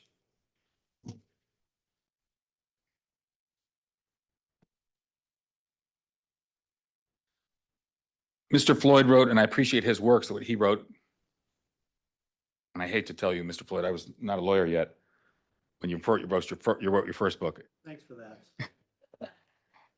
He says, despite its fundamental importance in multiple attempts by the Supreme Court to explain what constitutes a pattern of racketeering activity, the boundaries of the federal pattern element remain elusive and subject to inconsistent interpretation. 12 years later, he wrote in his second edition something very similar. Despite its central importance and multiple examinations by the Supreme Court, the exact boundaries of the federal patent element remain uncertain and subject to inconsistent application. I would submit to you the same is true here. And Scalia is the first one that raised this in the Northwestern Bell case, but he did it in a very quick manner. He had not given a lot of room to it because what was before him at that time was continuity plus relationship. I don't know if you had a chance to read my brief, Your Honor, but you already ruled continuity as no part of Georgia's RICO pattern definition. All of the cases that, and I won't torture the court, but all of the cases that were cited in my colleague's brief, I went through every single one of them, all 56 that were cited in the exhibit. They were all continuity cases because continuity is what defines the pattern. They use continuity plus relationship to define the pattern. Well, also because that's what was at issue in Bell when Scalia is referring and making this quote, right? Right. So that's the only thing they're litigating federally. We're not litigating that in Georgia because we have a completely different versus requires. So here's the how problem. do you bring this home to the Georgia statute, this argument? Exactly. So I'm not, I'm trying to bring home, I'm not going to try to bring home his argument. His argument is that the federal statutes they give a backhand to all these cases. Let me start by saying this. The courts typically do one of two things. Either with remarkable reluctance to overrule a statute or through utter cowardness, they will either treat these as an as-applied challenge or they will. Give me one second, Judge. I've left my.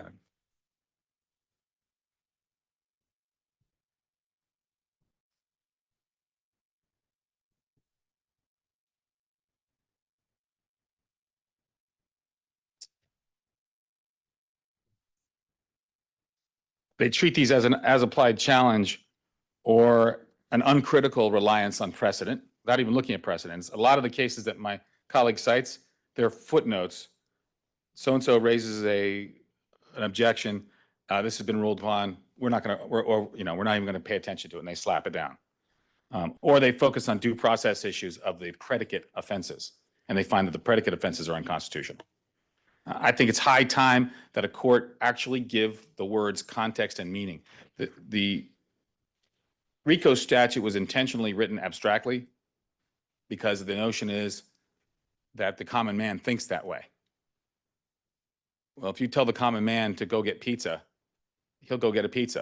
If you tell him to get a pepperoni pizza and he comes back with an all veggie pizza, we look at him and go, what are you doing? Well, you said you wanted a pizza. No, I said pepperoni pizza. Words have meaning. It can't just be vague things that mean nothing.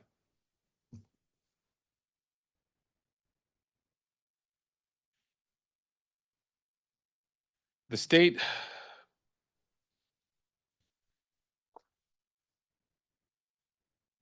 so that I can either hand up to you my versions of the 56 cases, or you can take my word for it, and I'm sure my colleague will agree to me. They refer to the continuity argument. And the way to bring this home to answer your question, the continuity argument to define pattern there, the reason why the courts are wrestling with it is because how silly is it for a court to say that continuity plus relationship is unconstitutional?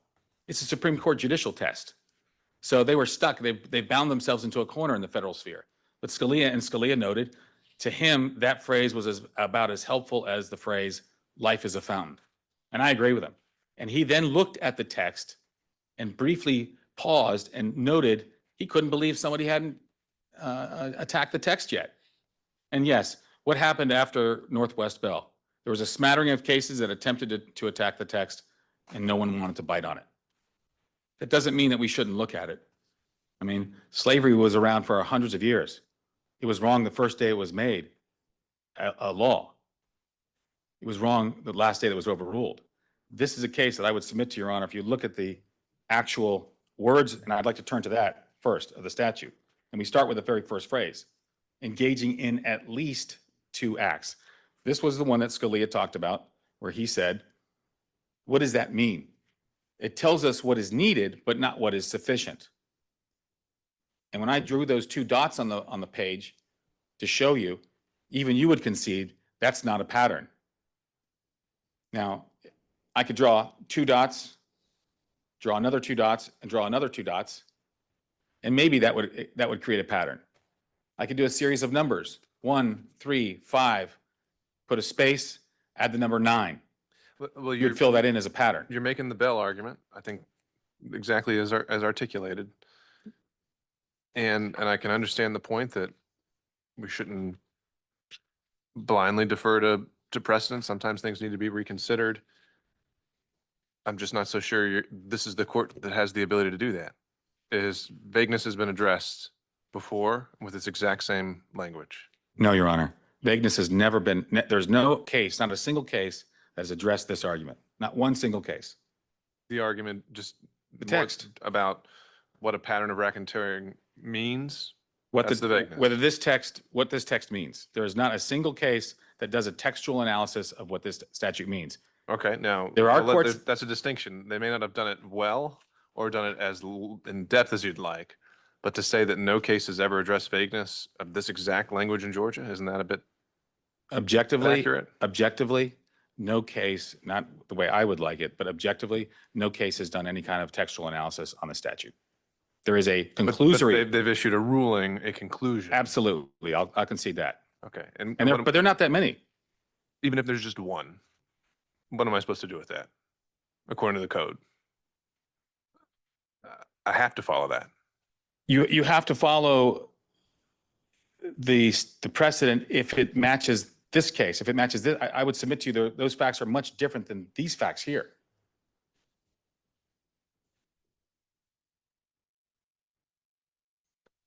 But as we hit each part of the phrase, and I'm not going to go, if you've read in my brief, I drill down on each part of the phrase. I attempt to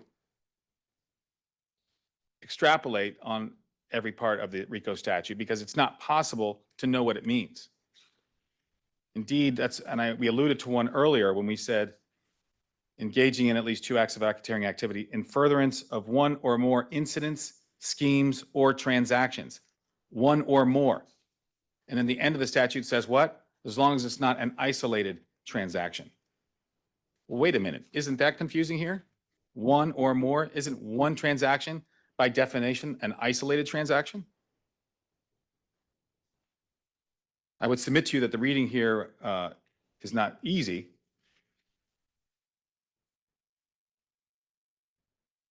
And the other thing is, when we talk about the part of the definition that discusses the interrelated part, things that have the same or similar intents, results, accomplices, victims, or methods of commitment, or otherwise are interrelated by distinguishing characteristics and are not isolated events.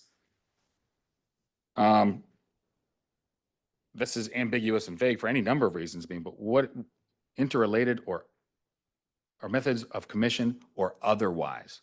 Otherwise what? Where do you find that language? If the court's going to deny this demur, then at least we could note these points as being problematic and that they should be addressed by the higher courts. Because how is the man of ordinary intelligence supposed to know any of this? How is he supposed to know what 1 or more transactions mean if at the end of the sentence it says, as long as they're not isolated transactions? And that brings us right back to the single transaction defense.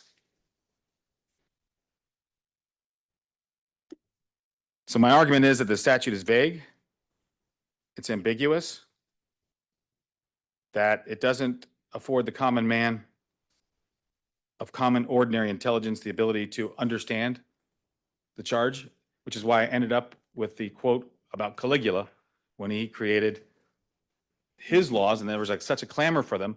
But unlike Caligula, who had his laws way up high in the corner where nobody could see them because he knew his laws were clear, we've accomplished something that not even Caligula had thought of, which is to bring the law 1 foot away from one's eyes, whether you're a lawyer, judge, or a common man, and it still find it vague and ambiguous.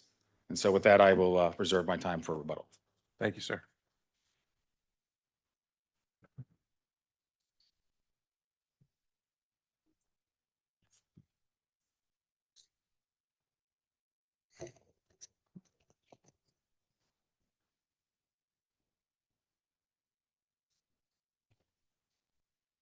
Mr. Floyd, any Roman analogies to deploy as well in response? That could be a good challenge. I do. All right. I do have. Let's a start couple. there. I hate to disappoint. So,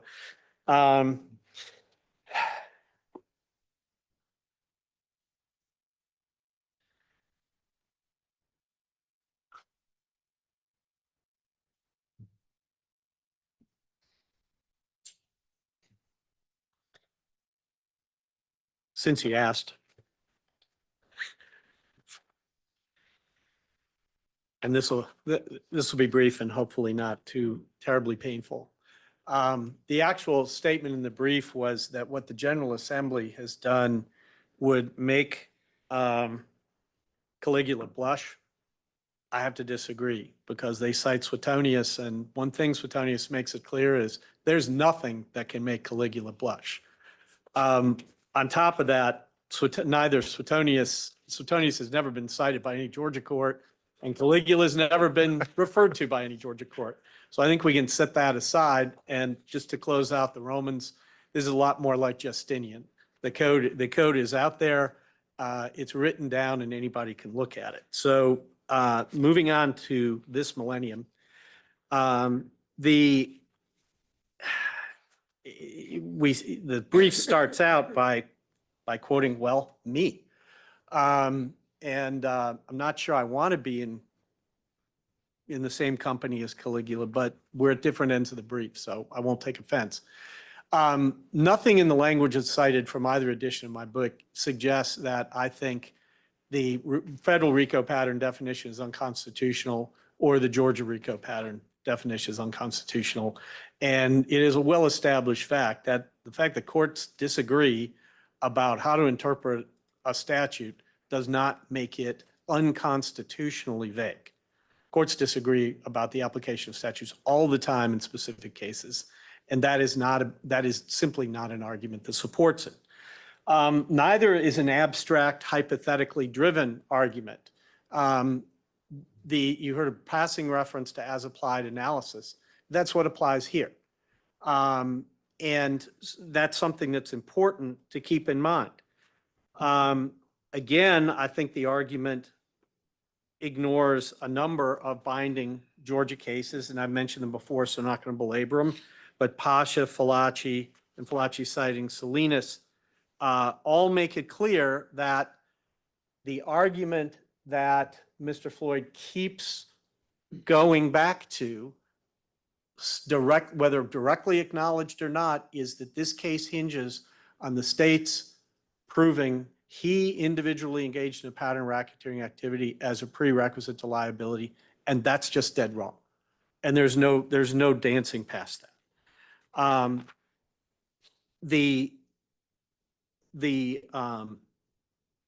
attempt to elevate Justice Scalia's concurrence to the pole star here, to the thing that should drive all analysis, it's a noble effort, but it just doesn't get the job done. Justice Scalia wrote his concurrence in 1989. No court of appeals, federal or state, no, not the United States Supreme Court going back to it, not any state Supreme Court has bitten. That gives us 25 years in which no appellate court has found that argument persuasive. And there's no reason to find it persuasive now. And to be fair to Justice Scalia, that's a gentleman with quite a reputation. People paid a lot of attention to what he wrote, but this never made the cut. And there's a reason. The constitutional challenge, first of all, it's dicta. And so let's be very clear. The idea that this somehow impels Your Honor to examine this question, quoting Justice Scalia himself, no constitutional challenge to this law has been raised in the present case, and so that issue is not before us. Some courts declined to follow it on the basis that it was dicta, but many went through the analysis and just simply said, we're not persuaded. He clearly feels strongly about it, but we don't join with him. 3 years after his concurrence, the Ninth Circuit noted in United States versus Dishner, 974 F. 2nd, 1502 at 1508, vagueness challenges to RICO have been uniformly rejected by this circuit and every other court that has considered the issue. Fourth Circuit in Bennett the following year observed that all of its sister circuits uniformly rejected vagueness challenges. And let's be clear, Mr. Floyd has not cited one appellate case from any court in the United States, federal or state, that has held a pattern definition unconstitutional. He hasn't cited one case that holds a similar statute like the continuing criminal enterprise statute or Vicar unconstitutional. Cases statutes that incorporate many of the same concepts. Hasn't worked there either. Every state that's looked at this question has rejected it, including states with pattern definitions closer to ours than the federal. Again, not a single decision of a state appellate court holding a pattern definition unconstitutional. The breadth, we keep hearing overbreadth, overbreadth, overbreadth. But, it is extraordinarily rare for a statute to be struck down on overbreadth. I can't remember the last one that in Georgia. A similar argument was made in the Rodriguez case 20 some odd years ago to challenge the Gang Act, and that failed. That would be the most analogous one. It failed in Chancey with a direct challenge to the pattern definition here. Chancey is a Georgia Supreme Court decision, rejected the challenge. The Supreme Court has given us some guidance, U.S. Supreme Court, in the application of the vagueness doctrine. It is not designed to convert into a constitutional dilemma the practical difficulties in drawing criminal statutes both general enough to take into account a variety of human conduct and sufficiently specific to provide fair warning that certain kinds of conduct are prohibited. That's Colton versus Kentucky, 407 U.S. 104 at 110. As the Fourth Circuit put it, a statute is not unconstitutionally vague simply because potential uncertainty exists regarding the hypothetical reach of the statute in question. That's Bennett, 984 F. 2nd, 597 at 605. That was a RICO case. And we have the argument that persons of ordinary intelligence can't understand this definition. Well, the Fifth Circuit expressly held they could in 1976. Okay, United States v. Hawes, that's Hawes, 529 F. 2nd, 472 at 479. It did it again in 1981 in United States versus Uni Oil, 646 F. 2nd, 946 at 953, holding RICO's language is more than sufficient to give a person of ordinary intelligence fair notice that his contemplated conduct is forbidden by the statute. Since H.J. Inc., the U.S. Supreme Court has shown no appetite to examine this question and has actually referred to the, and I'm quoting, clear but expansive language of the statute. The clear but expansive language of the statute. That was Boyle versus United States, which Your Honor has heard me reference many times before. And so what that takes us to is there's a brief attempt, a flirtation with taking shelter under the First Amendment by Mr. Floyd, because that would not restrict him to the specific facts of the case, but that doesn't work. The conduct that Mr. Floyd is accused of is not protected by the First Amendment. Alvarez in the United States Supreme Court makes it clear. When we're looking at conduct that basically deals with untruth, here we're talking about getting someone to make a false statement or ultimately testify falsely as a witness. There's no First Amendment protection for that. There's no First Amendment association protection when the purpose of association is criminal. When we talk about persuading people to make false statements to government agencies or testify falsely, the Supreme Court has described that as being at war with justice. In re Michael 326 U.S. 224 at 227. That is not protected. In Georgia, Haley versus State, 289 Georgia 515 at 528, the Georgia Supreme Court looked at false statements. That's exactly one of the things we allege Mr. Floyd solicited from Ms. Friedman as being a lie that threatens to deceive and thereby harm the government, which the state may lawfully punish.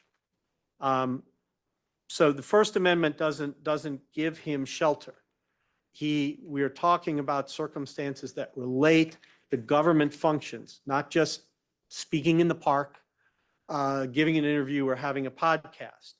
As the Supreme Court said in California Motor Transport versus Trucking Unlimited, 404 U.S. 508 at 513, misrepresentations condoned in the political arena are not immunized when used in the adjudicative process. So that takes him out of that. And then we get to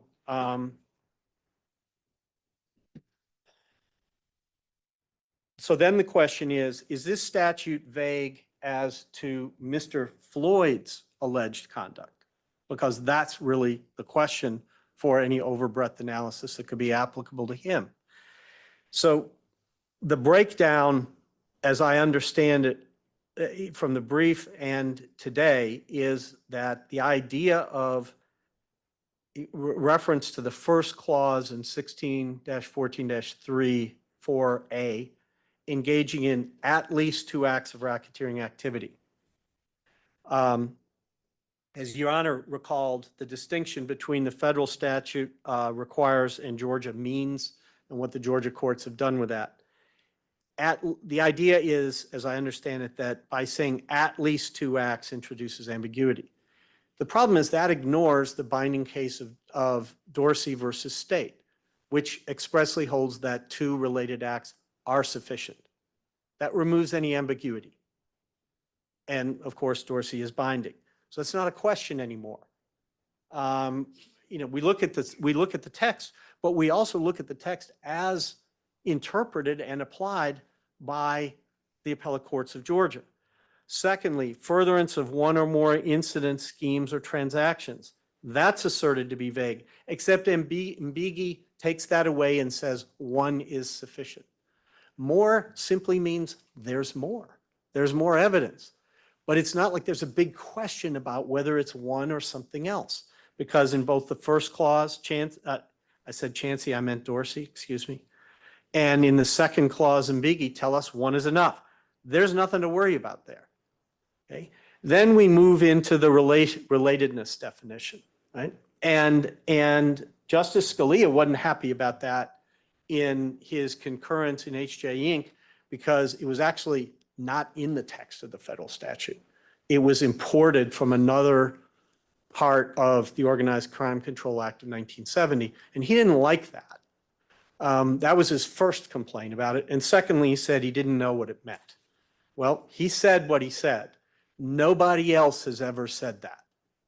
This language tracks that federal provision that was imported by case law into federal RICO. The Georgia General Assembly codified it. Many of the opinions dealing with overbreadth arguments and specifically vagueness arguments, have looked exactly to this language to say this makes the statute less vague because it provides a series of examples, a series of limitations. And it says it's not just enough that there be 2 incidents, but they have to be related to each other. And it gives a series of examples about how this would be related. And if you're going to read it, you have to read it all. So my colleague referenced the word otherwise, but didn't mention the words that follow are interrelated by distinguishing characteristics. That's a limitation. That's a clarification. Are not isolated incidents. His argument is that Mr. Floyd, what Mr. Floyd does is an isolated incident. Well, for the reasons I mentioned before, it's not. Everything we allege he did as an overt act, he did with other defendants. Every one of them was aimed at the same objective, Ms. Freeman. That objective fit squarely within the overall objective of the conspiracy. There's nothing isolated about any of this. The only way to reach that conclusion is to not read the indictment. And so on these facts, as applied to Mr. Floyd, there is no ambiguity in that provision.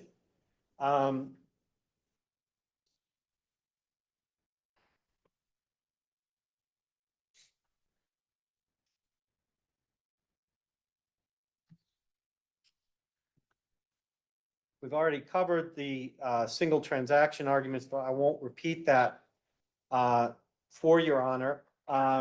Specifically as to the requirement, as to the argument that the language dealing with relationship between the acts, same or similar intents, results, accomplices, victims, or methods of commission.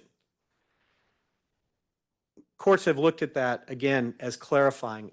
I have found no decision that holds that as ambiguous anywhere, that says that's constitutionally vague, unconstitutionally vague, excuse me.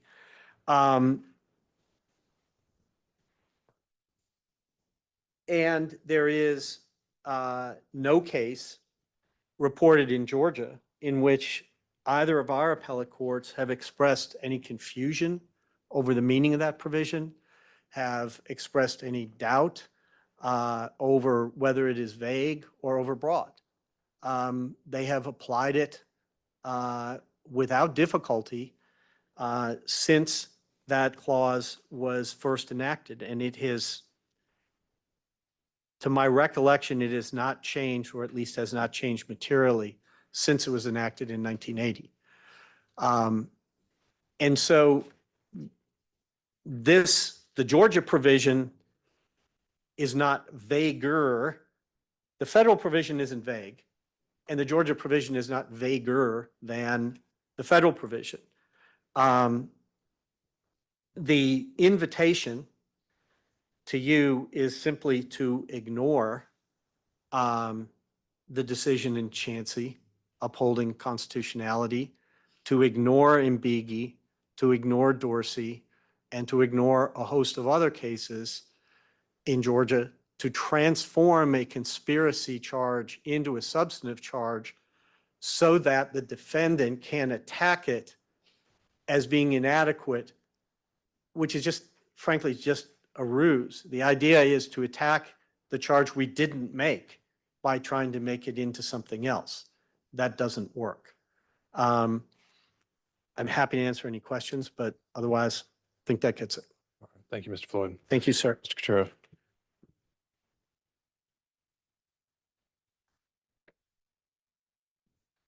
Just a slight correction, Justinian is not Roman, he's Byzantine. And in book 1, he talks about vague and ambiguous laws. Couple quick points. I think it's necessary to kind of go quickly through what I call the en masse cases that the state puts together. Few of them address Scalia, even those that are after Northwest Bell. There's some that he quotes are pre-Scalia. I call them the pre-Scalia cases.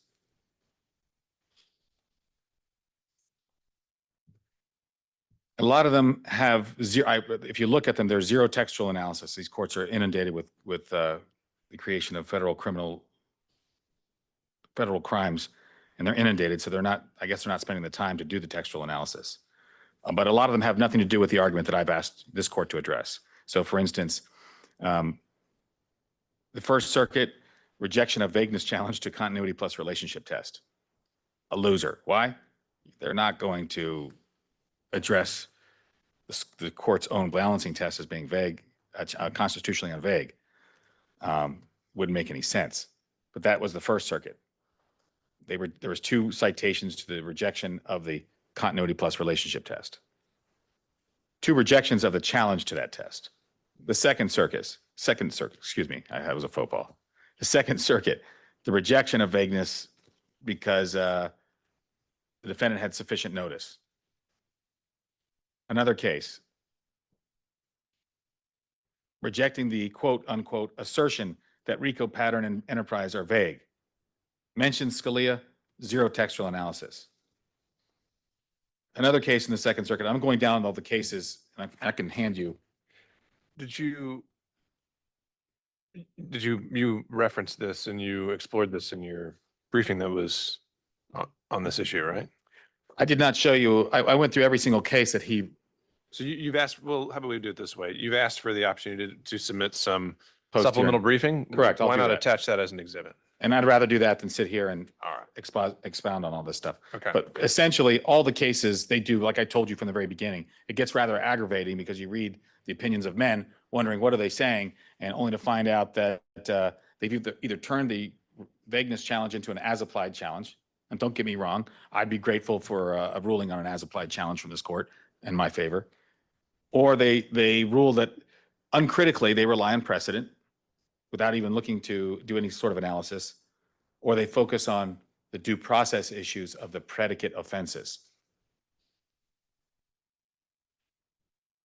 But not one case, I don't know of a single case where certiorari was denied by the United States Supreme Court to vagueness of the pattern element, as Scalia has suggested.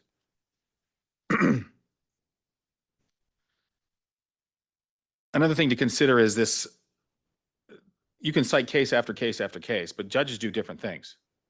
But not in Georgia and a lot of other states that I've been in, it's a textual approach. which is, it's the most fair because that's the rule of law. And Georgia doesn't look to things like picking and choosing legislative history, right? I mean, what we look at is the text itself. We try not to engage in judicially created tests, balancing tests, because we assume that the text that the General Assembly passed is balanced unless we know otherwise. The vagueness doctrine, just to point out to the court, there's two components. It's not just fair notice, but it's to stop the arbitrary enforcement. And the problem with the as-applied challenge, to me, that demonstrates arbitrary enforcement. Because if all these cases are handled on an as-applied basis, it means we've gotten to the point where we are second-guessing the prosecution's determination that RICO applies. And I have a problem with that. He talked about the Alvarez, US v. Alvarez. That was the stolen valor case, if you recall. And during that part of his argument, my friend said that he would have, that they would want to have Miss Ruby testify. I just want to clarify for the court, nowhere in the indictment does it say they would have Miss Ruby testify in anything. Again, we can say all these things are all speculative, but that doesn't appear in the indictment. I'll end with one problem here. One or more incidents versus not an isolated incident. Doesn't that create a question of what's prohibited? If we want to talk about an isolated challenge or isolated incident, isn't the Cobb County station 1 hour long interview in a police station where 3 unknown people come to meet somebody else they don't know for an hour at a police station? Isn't that an isolated incident? How does that relate to any of this? I would suggest, Your Honor, that the correct ruling on this, if you're going to do an as-applied challenge, that you would find that this is an isolated incident, that it is really the same transaction, which is 2 sides of the same coin. If you're going to do that, if you're going to rule against the demurrer altogether, I would ask the court to at least conduct a textual analysis, find problems that you think that are appropriate with the text, and allow us at least a certificate of immediate review to address these issues. In the meantime, I'll reserve the rest of my arguments for my closing post-hearing brief.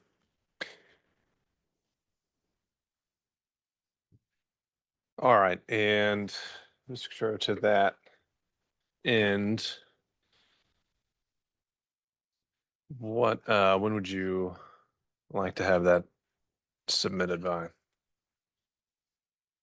And I'll just note, since you raised the point, it's not about rushing, it's just about being efficient. I've got 200 other defendants. I've got 30 of them facing murder charges, much more liability exposure than this case. 9 of them have been in jail for over 1,000 days. So I've got other things I have to handle as well. And when we have a month's notice that we're going to reset it, I've got to stick to that so we can make way for everyone else in line. Judge, I appreciate the court's resources, and I have the same issues with my other cases as well. So 15 days. All right. Okay. And you want to have a calendar? What would that put us at? We'll just say March 1st thereabouts, if that's a weekday. What is that, a Friday? All right. And did the state have any other briefing they wanted to do on this? We like the opportunity. I'm not sure we'll take it, Your Honor, but rather than come back and bother you again to ask for it, if you give us this now, and if we conclude we don't need it, we'll lighten your load. Okay, we can just follow that up. Same 15 days, Your Honor. It's through email. Sounds right. Thank you. Okay, so I think we'd also, just the last thing for Mr. Floyd this morning is I'd received a motion to modify the bond. And I think we can take that up as well. Your Honor, in the last hearing, we had the revocation of bond. My colleague wrote the motion to review it. You said we could bring back the review, and we're bringing it back. Why did we wait several weeks? I wanted Your Honor to see that Mr. Floyd follows directions, and he does so very well. I think now is the time to modify those conditions to allow him to speak freely. And I would suggest that the right approach is to say, you may not address these people directly. You can't use tags in Twitter because it could get to that person, and you know that it can. So no tags in Twitter, but he's free to speak his mind, knowing that that's his right, whether it's advisable or not, that he can do that on Twitter, as long as he doesn't engage any other co-defendant directly on the merits of this case. Now, the other issue that my colleague raised was this is, he's a member of the Trump campaign. So he can't talk to his own boss. So that's news to me. That was a flag I'd highlighted in your motion. Can you expound upon the idea that idea this is affects this. his work? The idea is this, the way the order reads now, it's almost like a no contact. Sure. No, it is. Right. It's not like it is. I should say, yeah. So what is his work that isn't being impacted So- by this? One moment.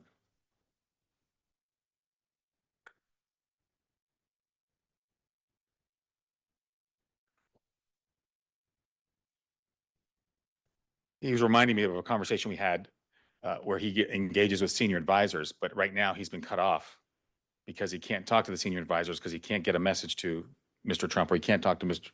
Sorry.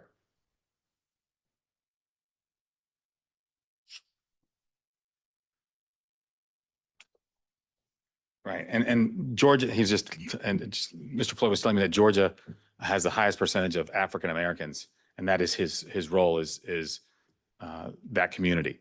And so he can't do any work with the campaign that way. When He you has to say cut off. work, though, as I took that, it said to work and provide for his family. So I got the impression he's getting paid for this. Campaign worker, yes. Okay. So he is currently signed up and being paid as a campaign operative of some kind, or that's the anticipation that That's the anticipation. He can't do it right now because there's a no contact order. And I didn't want to take the risk that if he talks to a senior advisor, the senior advisor then talks to Trump, that somehow the state will come back and say, whoa, whoa, whoa, that was indirect communication. I think what we need to do is focus on making this about this case, communications about this case specifically, not about other matters. One of the objections I had last time was I didn't know who the witnesses was because at that time I didn't have the witness list. Now I know there's 150 witnesses, some of whom we didn't even know. Some of the unindicted co-conspirators, he had to go, whoa, we're talking to these people. We need to back off. Who are these people? So I think that it's way too broad. I think we can narrow it down. And I think basically what we're asking the court to do is to allow Mr. Floyd to use Twitter to speak his mind about this case and how he feels about it, not to disparage any other defendant or co-defendant, and to allow him to discuss with some of the people who may be unindicted co-conspirators or quote conspirators, things that pertain to his work or matters outside of this prosecution. Okay, so I'm open to considering the balance we have to strike between what are reasonable restrictions and the realities of where we are in the coming year. I hadn't gotten the impression in the motion, or no, I'm learning it now, that it's not so much that he's just trying to speak his mind on Twitter or any other platform just about current events, which is, I think, something he enjoyed doing, maybe even made a living off of, I don't know, through some kind of engagement. But now I'm hearing it's a little bit further than that. He's actually wanting to get back into campaigning itself. And I think we can talk through that. But I want to explore one more aspect while I have you. You mentioned that you asked that he needs to be able to be in touch with other co-defendants. He may come in contact with them, Your Honor. He may. Have you actually identified which ones are also currently working and he would actually have a likelihood of being in touch with? Not yet, but I know some. The answer is I know some of those are communications I'd rather not discuss out in the open. But those networks that the people that he talks to and uses are there.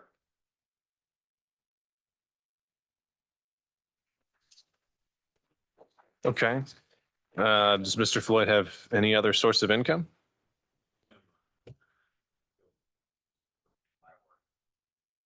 So how's he currently supporting himself? Is working full time. But he does receive disability from the Marine Corps, but that's. Okay. All right. Anyone from the state? Judge, briefly, what it sounds like is Mr. Floyd is asking the court for permission to engage in the exact same activity that has gotten him here today. The problem with changing specifically the conditions in terms of the contact with the co-defendants, they all have the same provision. No contact with any of the co-defendants. So the state absolutely, positively, vehemently objects to a change that would allow Mr. Floyd to have any contact with the co-defendants.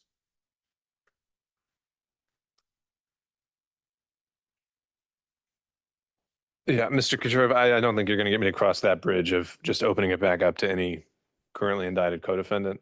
What I was willing to consider and still explore with you is his ability to comment on current events.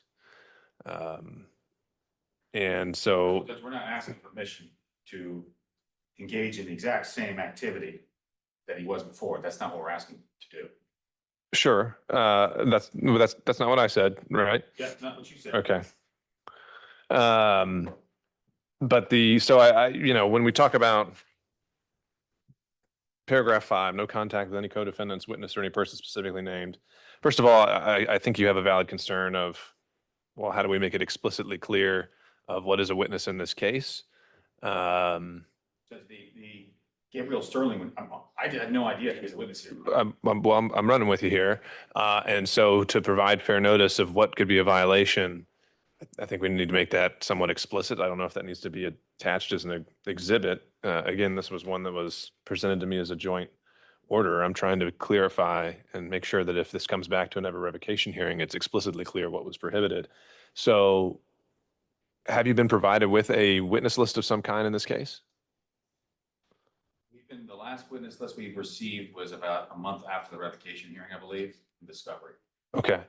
And turning it back to the state is when you say any witness, with that list of witnesses provided on X date, I might ask you to look up what that date is just so we'd have a point of incorporation. Is that the list of witnesses that you would think would be comprehensive? It is, Judge. Okay. So what I would suggest to make this crystal clear would be whenever we're referencing witnesses, it would be as provided by the state on X date. And you can tell me what that is, and then you can be able to show at any revocation hearing exactly what list was provided and what names were on it. Does that make sense? Do you happen to have that date handy? I think that's something you can follow up with. We're looking it up, Judge. Okay.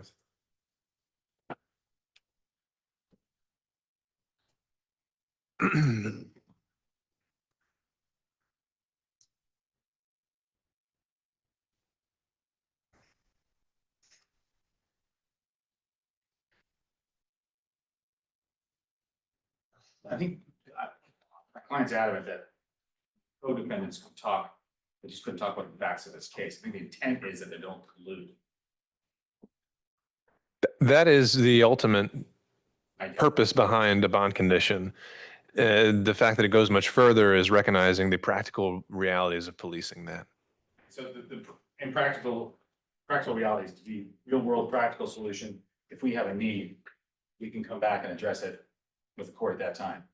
The only need I see is perhaps for him to, if he's a senior advisor in the Trump campaign, to be able to speak with the president, that would be okay for him to do, provided he didn't discuss the terms of this case.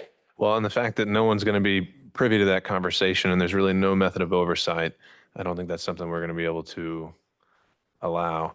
The old order that you had, paragraph 6, the defendant shall not communicate in any way, directly or indirectly, about the facts of this case with any person known to him or her to be a co-defendant in this case, except through his or her counsel. So it's just about the facts of this case. All right. That's what I'm asking the court to go back.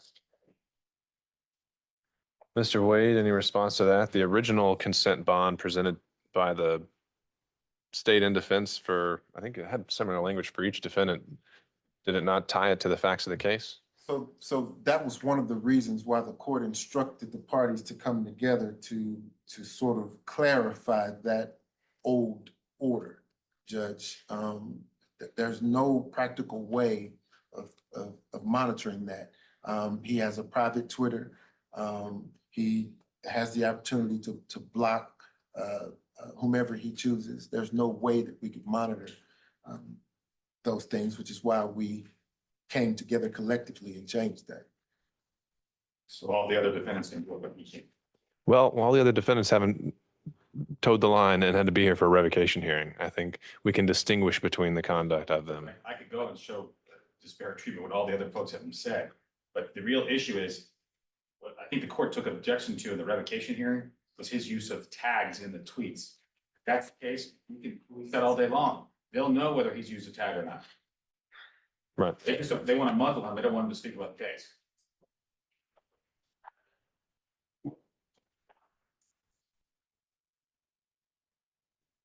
I'm also still not, I'm hearing,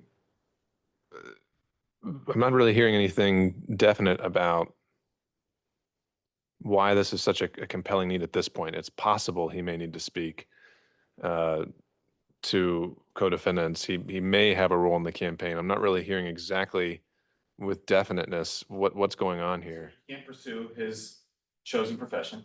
Well, no, there's certain aspects of it that he has to be walled off from. There's nothing preventing him from being a campaign operative in this and from being a very effective one. If they want to use him, he can still speak. No longer be Black Voices for Trump, because he would have to have some ability to get a message back to a supervisor or a manager who would then have to take it back up with the boss. And the boss hears it, boom, that's communication. That's any communication. That's the problem. So maybe we can limit it to just that he can have contact with in that respect for work purposes. There wouldn't be very many.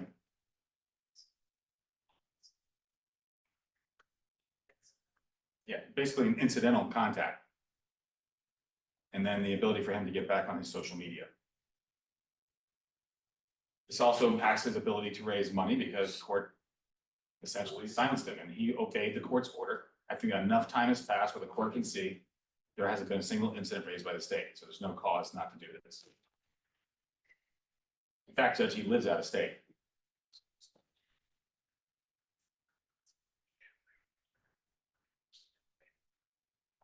And his ability to fundraise for his defense has gone down since this transpired.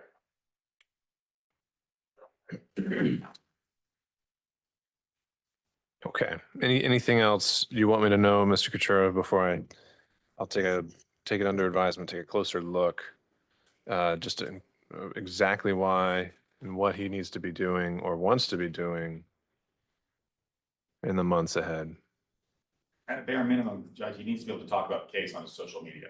He needs to be able to talk about the case to other people, not to This current pending case. Correct. Not to co-defendants, not to witnesses. I agree with that. That's not the objection here. With the exception of contact with the president for work-related purposes, not this case.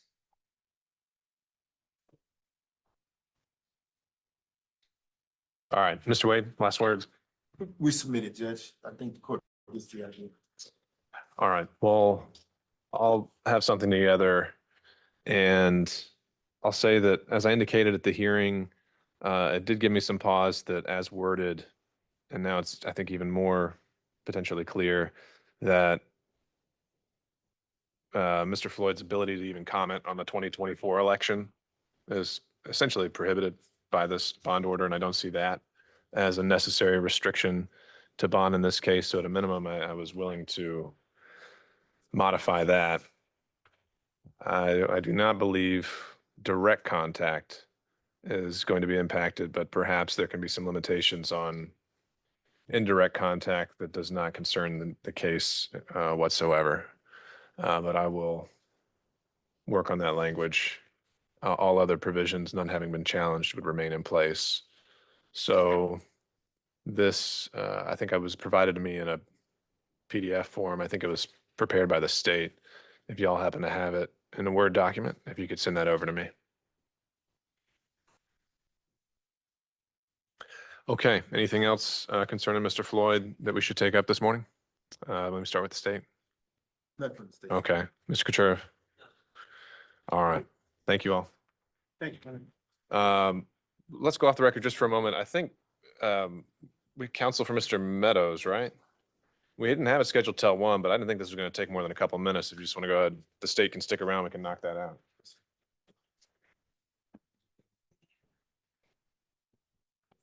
Yeah. Yeah, let's take 5 and then we'll reconvene on the motion with Mr. Meadows.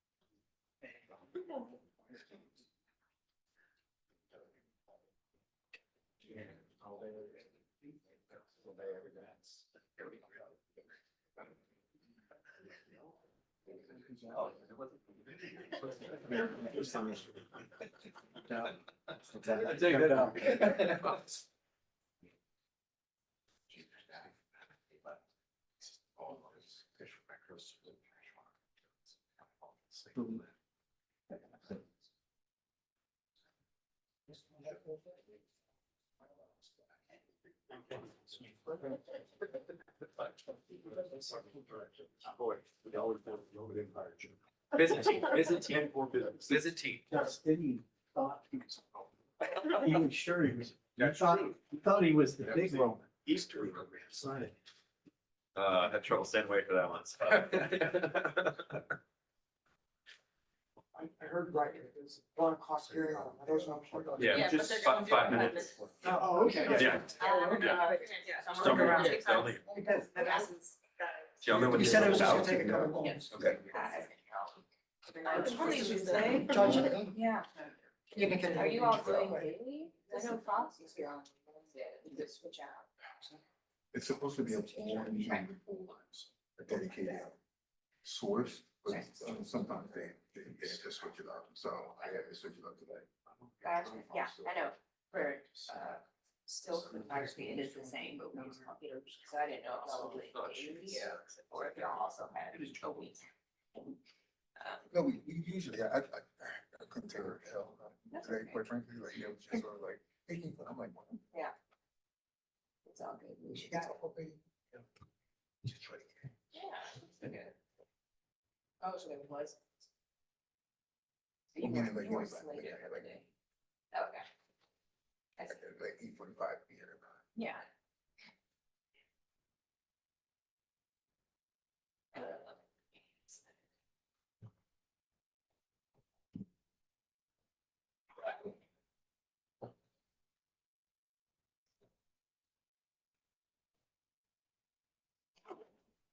Met you before, but I don't remember. Tell me your name. Georgia. Georgia. Oh, what's that? Nice to meet you again, or see you again. Or, That was the AJC before this. Maybe Gotcha. that's, yeah, yeah. But I left there. I was already like, Well, not full time, but I like them. They pay me. there is that. There is that. Yeah, it's true. Huh. But Reyes is usually, they call me. Hmm. It's nice.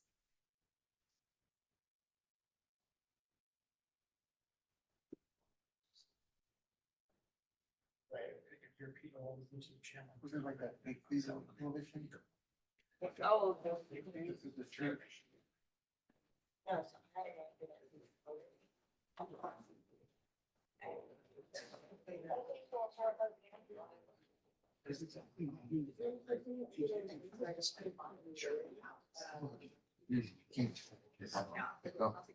No, I'm aware.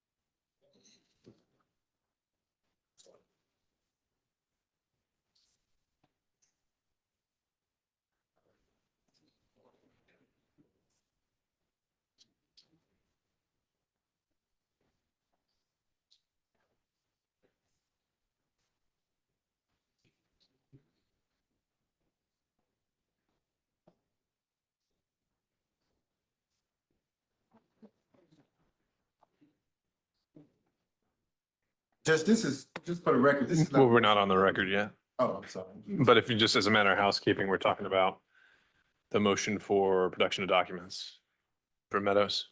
Yes, sir. Is that your question? It is, but. Okay, I was just. about we to- can wait.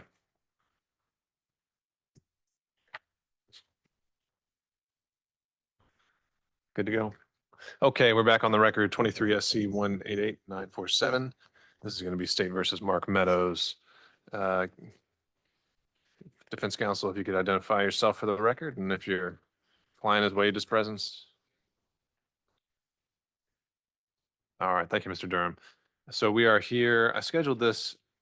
I don't think it'd be too lengthy of a discussion. It was more just an issue of logistics in my mind.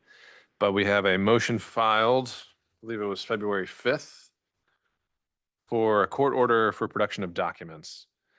And, well, Mr. Wade maybe had some preliminaries he wanted to raise. Well, we're just gonna sort of, if we could short circuit it just by saying this is not something that the state opposes. Sure. If the state wants to be here or not, that's fine. Like I said, it's more an issue of logistics. Mr. Meadows, this was my hang up, is you've asked for a court order, and procedurally, why isn't a subpoena the actual route we want to go here? Isn't that actually what happened in Beaufort? It was a subpoena that was fought by the DOJ The subpoena was not, I don't know if it was fought by the DOJ or not. or TUI regulations were. Because what the state moved to quash the subpoena, which was granted. Sure. He gets convicted and the court overturns it. And in doing so, they established the procedure, I believe, Right. under the Beaufort case. So I guess my question would be, instead of a motion for court order, why not just give me a petition for subpoena under the Uniform Act? So not sure if that applies. And I Okay. referenced that in my motion. And there is no case reported in the DC Circuit Court addressing the issue whether or not you can use the Uniform Act to compel the production of documents. Georgia allows it. And we did To compel the production of documents not just because the. of a federal entity, or just the production of No. documents generally? Not just the Uniform Act specifically talks about the presence of a witness. Doesn't reference whether or not that witness can be forced to bring documents. And certainly doesn't reference whether or not just a subpoena ducis tecum is sufficient. And so we did quite a bit of research, not saying that it was completely exhaustive, but just to make sure, I looked at the National Association of Attorney Generals and they had just sort of a survey. When it got to DC, it said unknown. That's our first issue. The second issue is, under that analysis, there are other issues that come up that don't and could be problematic for the ultimate issue, which is Mr. Miller's due process rights, confrontation rights under the Constitution. No, and I agree with you that that might be a discussion on down the road, and I'm certainly willing to entertain those. Seems like they're premature. First, we've just got to get through this procedural logistical issue, right? I have no problem, preparing it as if it is underneath the Uniform Act. I don't know that, the Uniform Act was in existence at the time of Beaufort.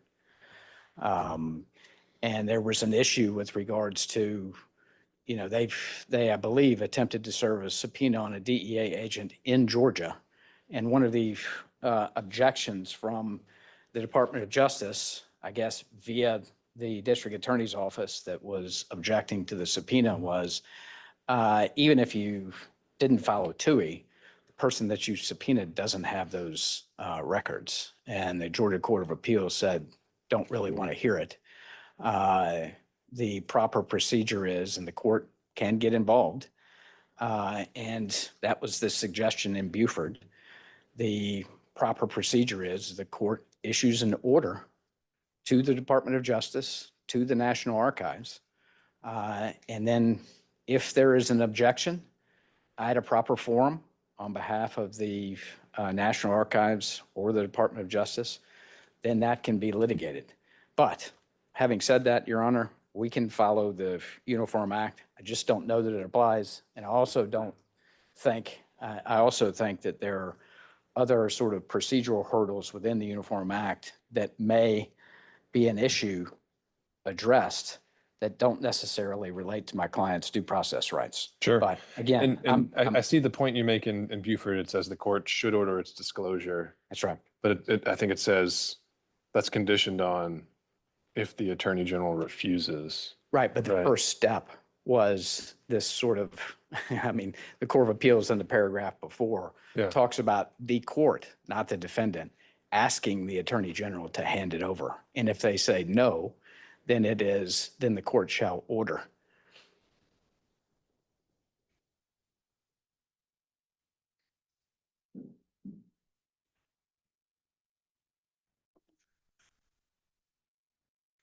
Can you point that to me again? I'm not finding that. Yeah, so I believe it's, I'm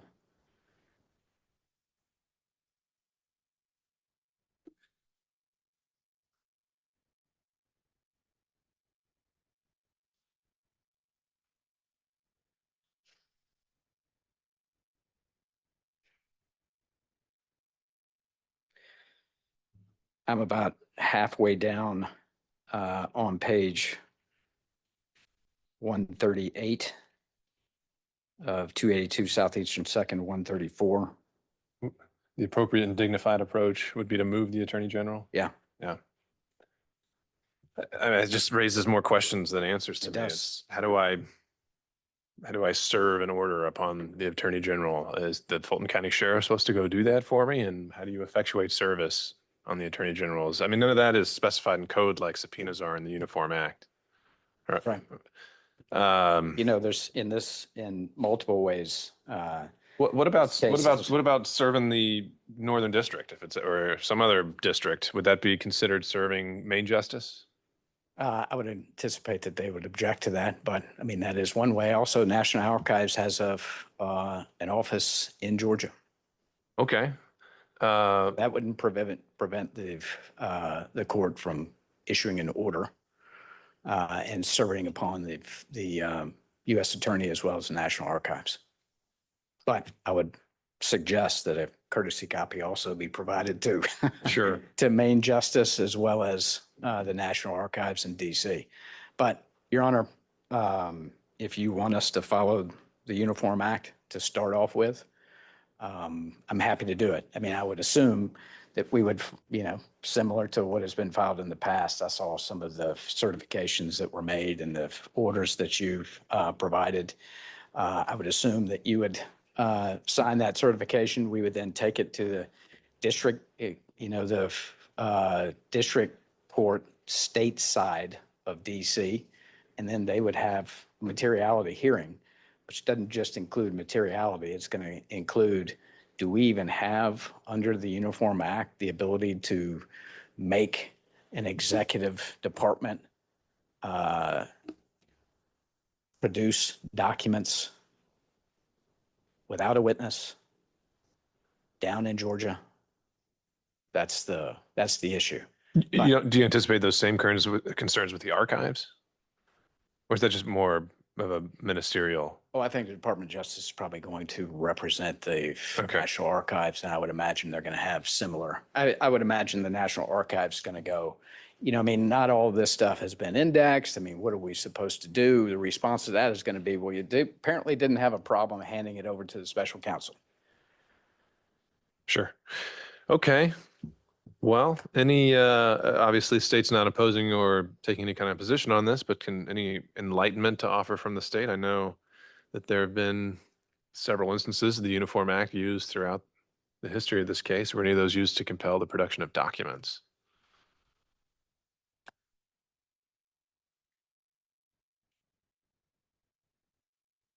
Judge, not to this point, no, not documents, just witnesses. Okay. So again, in Georgia law, Uniform Act does apply to the production of documents, but I believe there's a Court of Appeals case that says ancillary to you actually bringing a witness down here. And so, yes, it can compel. Oh, okay. So wait, I thought you were telling me that just the act and the statute itself doesn't apply to production of documents. Well, the plain reading of the statute does not. Okay, But in Georgia law, there's Court of Appeals decisions that say, yes, of course, this means you can also compel production. But so there's really three groups: compel a witness and documents, compel just documents. And there is a significant number of courts that have, states that have decided compel documents is included. Georgia is not among those. It is in the, yes, compel documents, but you also have to have a witness. do we get around this? Again, I'm open to getting this to a decision on the merits. Absolutely. So what if this hearing on this motion was reset for a date certain 2 to 3 months from now? And then your subpoenas for a witness to appear with these documents in hand. Does that solve the procedural hurdle? It is. I just don't know, because we haven't been able to find a DC circuit case addressing this issue, whether or not that is going to be a hurdle where they say, on its face, the Uniform Act doesn't talk about production of documents. I just, we Okay. could be back in the same place, and that's fine. Sure. But Well, why don't we start with the Uniform easiest one first? I would say the easiest one would be avoiding the Uniform Act entirely, and you just do a subpoena within the state of Georgia on the entities you say may be legally responsible for producing it. And that's something you draw up on your own, you sign on your own, and then I suppose we might have a motion to quash of some type, or they remove it, or we go from there, right? Yeah. And simultaneously, if you want to try the Uniform Act as well, that's certainly something you can present and go both uniform and the regular subpoena process. Okay. We'll see what road This is lies ahead. certainly a first of its kind case in many ways, and this is one of the ways. An issue of first impression. It's not the last or first time we've heard that. Right. All right. Anything else that you want to present on this one? No, Your Honor. Okay. Since you're here, I know you filed some other motions on February 5th, just as a matter of housekeeping. Were those ones that you wanted to schedule at some point for argument? So I think as it relates to the Supremacy Clause immunity, we're entitled to a hearing. And we outlined that. I mean, there is no Georgia case addressing Supremacy Clause immunity by a Georgia court. But other immunity When you say you're entitled to a hearing, you mean an evidentiary hearing? evidentiary hearing. That's part of the reason why we're seeking these documents, because we believe they are of utmost importance as it relates to whether or not Mr. Meadows was in his official capacity, and that these have a nexus to his official acts. Okay. And so I think we'd emailed this out this morning. What was the state planning to respond in writing to any of the February 5th motions filed by Mr. Meadows? Yes, Judge. All right. Well, if we could include a provision in there again, there addressing whether you believe an evidentiary hearing is required on these issues of immunity and supremacy. All right. When do we know when that response is going to be? Great question. Judge, we would take any guidance from the court on when you foresee scheduling some of these things. We've got, I think, 20-something pending defense motions. So we haven't really dug into our timeline. We'd ask if the court can give some guidance to let us know when we should get those in. Well, what I'll keep doing is letting you know what days I have available. And as soon as they're ready, meaning if the state wants to file a response that's been filed, then we'll schedule it. I know there are a lot of moving targets here, and I'm trying to keep track of them all. So I know we'd identified some dates the last week of February. If you think any of those you'd be able to narrow down, we can do that. And Judge, a thought might be on this motion in particular, since council's saying that they need some of these documents that they've subpoenaed. Maybe we set this one in particular out 2 or 3 months, like the hearing on the motion itself. And then they can, go through whatever process they need to get those documents, and that would give the state plenty of time to respond to Mr. Meadows' motion. Well, I think it's impractical to think that we're going to get what we've asked for, which are, I mean, the distinction between everybody else and Mr. Meadows and possibly former President Trump is, when he leaves office on January 20th of 2021, he leaves behind all of his official records, which is with the National Archives. I mean, that's the typical, let's just say white collar case, fraud case, where the government comes in, they do a search warrant, they image all these computers, they do this, they do that, and then they hand over discovery, which is basically what the personal records of the individual. That's not what we have here. And so, the state has, in our opinion, cherry picked stuff that came out of the January 6th committee, taking out, instance here without telling the full story, because January 6th committee didn't issue all of the records that it obtained. And we heard from government counsel, a few hearings ago, that all they did was obtain that from the website. And so that misses out on his phone records, his So, texts. I mean, what his I'm hearing emails. is your arguments on materiality, and I think we may have to cross that path. Understood, but According to the my- Buford case, right? Right, but understood, but my initial issue was, I think what the state said. Scheduling it for a hearing. Sure. Correct, but what combined with that was, why didn't he just have the documents produced to the hearing? I mean, are you kidding me? We're talking about terabytes of information, likely. Sure. To be clear, the statement was that gives a date where they could be subpoenaed to. That's right. Could start the process. If it has to be moved, it has. Have you had a chance to take a position on whether you think it does require an evidentiary hearing? Any of these issues? The state, no, Judge, not yet. Okay. I can tell you, I think it's pretty basic. I mean, there's Georgia case law as it relates to just other immunities and the requirement of a pretrial hearing. Okay. We'll take a look. And so, But to your point, Your Honor, what I would suggest, based on what you suggested to me, which is if we go the Uniform Act route or the subpoena route, that we issue a date certain, based on Your Honor just telling what that date certain would be. You so said that 2 or is what 3 you're asking for? Yes. Okay. 2 or 3 months out is what I believe you said. All right. And that would be for Just the production. I mean, we can show up for a hearing, right, that hearing, but the hearing is on what them exactly? showing up with the documents. Oh, yeah, right. But what's the hearing, the purpose of the hearing? What are we hearing A argument on? Preliminary hearing of the immunity hearing. Community hearing. All right.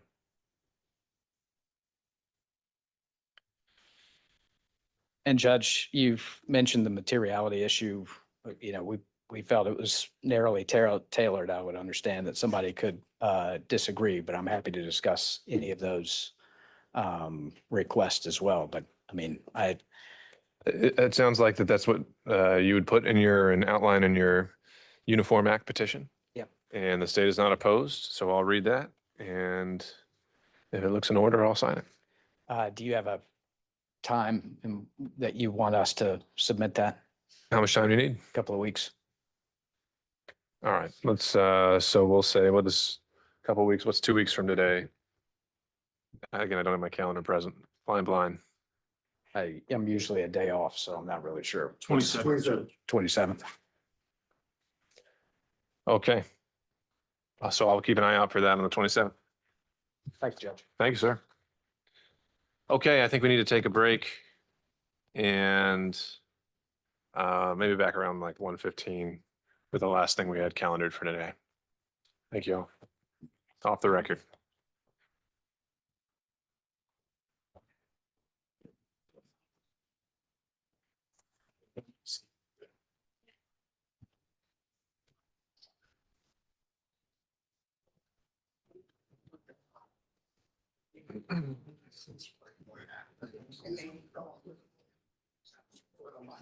Yeah.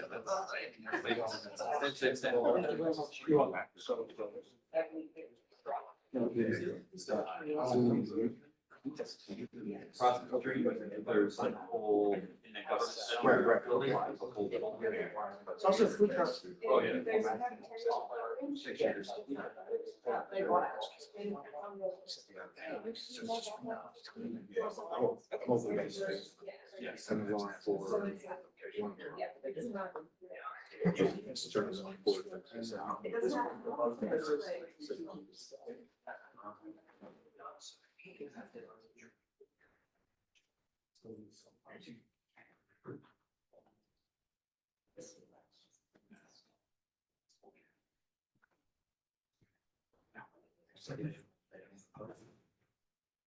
Yeah, sorry to interrupt. We're all reporters from different outlets. Just curious, curious of what this 115 is going to be about. Oh, the state filed a motion to rescan the indictment.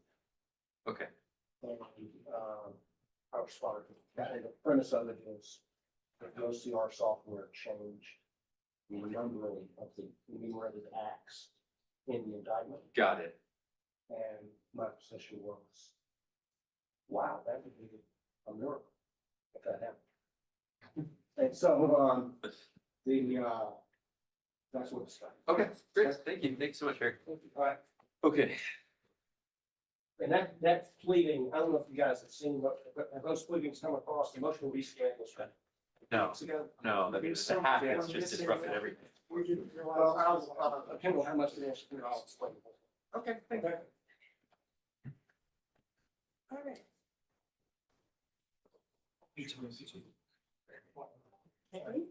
But I thought you were cool.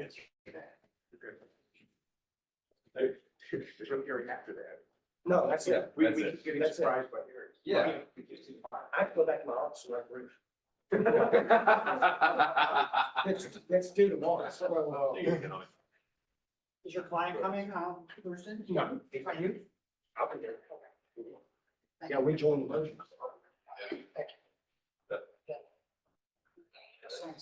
Yeah.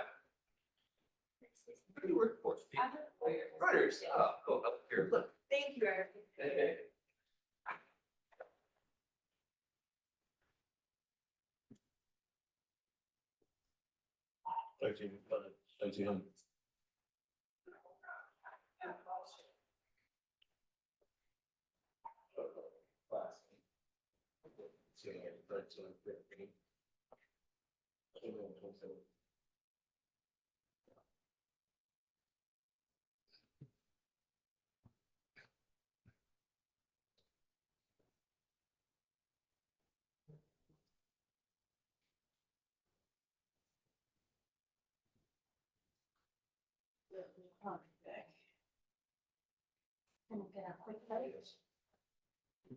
I'll warm up my little full and half.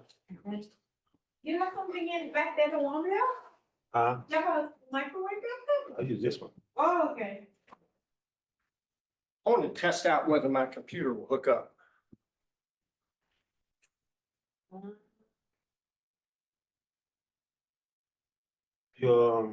I've got the next hearing.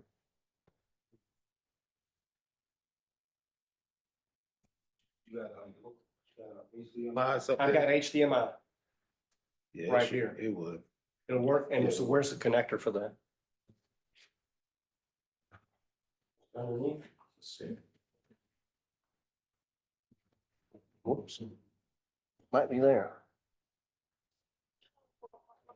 If not, they got one. Hang on a minute. Turn on the flashlight. Let's see here.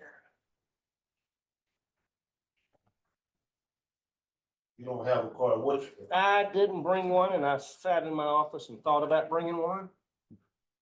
But I did print out what I want showing, so. I got a backup plan.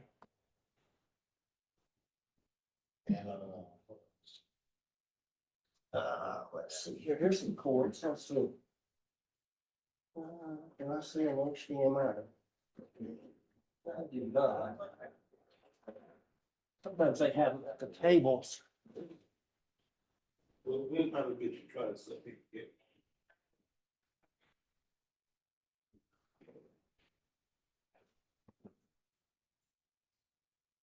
How you doing today? Oh, okay, how you? Awesome. Never better. I'll be right back. Okay.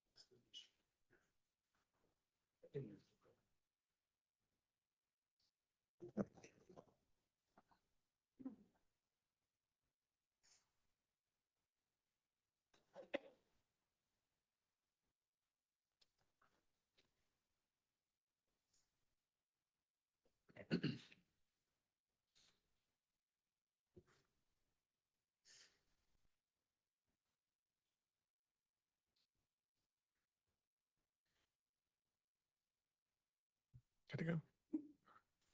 Back on the record with 23 SC 188947, this time State versus Jeffrey Clark. And we noticed this for the state's motion to rescan the indictment filed February 1st, and Mr. Clark was the only defendant who objected. And subsequently, I understand there was a subpoena issued by Mr. Clark to the Court of Clerk on this issue, and the clerk through Fulton County has filed a motion to quash on that. And so on behalf of Fulton County, Mr. Alexis, I believe, we have you appearing for the record. You don't have to present, I'm just getting introductions. No, Judge, I didn't, I don't, did you ask me if I sent an entry of appearance? No, did you file the motion to quash? Alexis on behalf of the clerk. Thank you, sir. And on behalf of the defendant, Mr. Clark. Harry McDougald, Your Honor, and to the extent necessary, Mr. Clark has waived his appearance for this hearing. All right. Thank you, Mr. McDougald. I just want to dive right into this, Mr. McDougald. I understand you were able to serve the subpoena on the Court of Clerk because she made herself available to you last week, answered some questions for you. What possible relevance does this have to this case? Your Honor, approach the lectern. I spoke to the clerk because I wanted to look at the original indictment and try to understand better how this might have happened. And I gave her a subpoena for documents that I thought might shed light on that. They've asked for more time to produce those documents, and I have absolutely no problem with giving them as much time as they need. But just before Your Honor came out, I had an opportunity to speak with counsel for the prosecution about their experience, and combining that with some of what the clerk told me on Friday, it seems that this indictment is not the only indictment in which an error of a similar nature following a similar pattern has occurred. They can describe that better than I can, and they have assured me that the original does not have any of these errors. I filed our response because when I saw the statement that the OCR software had made these errors, I was extremely skeptical based on my many years of experience in looking at millions of OCR documents, never having encountered any such error. And it's just fundamentally not how OCR software works. But evidently, there is a reasonable basis to believe that the software made this error. Now, if that happened, okay, the county has paid Tyler Technologies a lot of money for a system that should not be making errors of this nature. To have 4 errors of this nature in one document is like winning the Powerball 4 times in a row. It indicates, if that's the case, if it was the software is defective. And it needs to be straightened out because it will affect cases other than this one, as Mr. Wooten told me a moment ago. So my suggestion would be, if the court would entertain it, that we give the clerk as much time as they might need to prepare the documents, compile the documents, and that we bring somebody from Tyler Technologies into the courtroom to explain if their software did this in this case, and if it's doing it in other cases. Okay, so I think that still gets back to the original point of, to what end? You know, when my printer stops working in the back, do we need to investigate that? What does that have to do with this indictment and the actual legal material things we have to decide for this case? There's law that clerical errors in an indictment are immaterial and don't give rise to a defense. Thank you. And I could strike them right now regardless of how they happened. Correct. And fix them. Correct. But, you know, I get a motion from the state. It says something that based on 25 years of working with documents, I don't think it could possibly be correct. I consult with experts. They don't think it could be correct either. Now, did I bring an expert? No, I did not, because what's going on is happening in a Tyler Technologies black box that no outside expert has visibility into. But either the software is bad and it's making this mistake, or something else is happening. I have no idea what. But if the software is bad, that's a serious problem for the county and for the clerk. Imagine the clerk's consternation, given her statutory responsibilities, that the system that they've paid so much money to have is making errors of this nature. And it may not matter in this case, but it's going to matter in some case. Verdicts and judgments, or any document that gets scanned in, would be susceptible to errors of this nature. But, you know, and I emphasize it's just absolutely unheard of for OCR software to change the image that it's interpreting. And I can show that to you in this particular document, if you're interested. But it's a, you know, never seen it, never heard of it. Always the first time. But if that's happening, they need to come in here and explain it, talking about Tyler. So thank you, Judge. Well, I'll say this. If you say and this is just my reaction to that, is when you say they need to come in here, I don't see that there is a legal requirement that they need to do that, because there's nothing that impacts this case or the indictment or all the things we have to get through. I think as a concerned citizen, you might raise some very valid points. I think that with all the things that we could fix here in Fulton County, improve upon, this may be one of them. But as it relates to legal issues for us to decide today, I just see absolutely nothing. Well, Your Honor, I would say in response, respectfully, that the legal significance, if any, depends on how this came about. If it's the software, I concede the point. But if it's not the software, then what happened? And it might have legal significance at that point. I don't know whether it would or not. And you know, I want to be clear about something. I'm not accusing anybody in the clerk's office or in the DA's office of misrepresenting anything. Ms. Alexander was perfectly charming to me, perfectly accommodating. I take counsel at their word. I take her at her word. This is what they're being told, that the software is doing this. And it's, oh, really?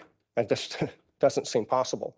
But if the court thinks we don't need to worry about it, then I'm said my piece and we'll move on. Well, I'll just say, I mean, we're talking about an issue of numbering here. I think it was 3 or 4 or 5 numberings that are off or repetitive. Mhm. If you had brought something that said actual words were changed, maybe that would look more nefarious. But I just, I don't see it. And when it comes to the motion to quash, I think just on the baseline hurdle of relevance, that the indictment, or excuse me, the subpoena that there is no legal relevance here, and I will grant the motion for quash. When it comes to the state's motion itself, I'll turn to the state.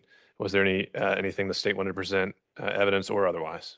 No, Your Honor, Grant Rude on behalf of the state, and we think it's a relatively simple ask. Go down to the clerk's office if Mr. McDougald or any counsel for co-defendants want to join. We don't oppose that. Look at the physical copy that was scanned in, compare it, and if the numbers are sequential like we believe they are, then rescan it. If there is an error in the printed copy that was handed up before the court, then we'll live with that. Mr. McDougald, were you given a copy of what the clerk told you was the original indictment, or shown a copy of it? Madam Clerk showed it to me. I did not spend a lot of time studying the document because I didn't want to take up her time watching me do that. But she was perfectly accommodating to me, Your Honor. All right. Well, I appreciate that observation, Mr. McDougald. Your Honor, I mean, if the system is doing that, did that before, how do we know it won't do it again? Has it been fixed? And it may, and we'll just have to keep dealing with it. But in terms of, I just don't feel like going down this rabbit hole is the best use of all our time. And I think there's many more things that we can spend our time looking into, especially when it comes to this case. Perfectly understood, Your Honor. Thank you for, so I do have one issue. Sure. Let me clean this one up though. Sure. Mr. Rude, was there anything else factually or anything else you wanted to have on the record as it relates to this issue? Not factually, Your Honor. I mean, we've looked at our Word version that we printed out, took to the grand jury, and these numbers are correct. As we printed them out, 11, 12, 13, 14. There was no duplicates. So that's why we believe that the version that was scanned in is correct, in that I don't know what software they were using. It was just an error. And I've heard of OCR errors before, but factually, that's all we're asking. We're just, like I said, we're asking for Your Honor to go and look at it yourself, make the examination. Okay.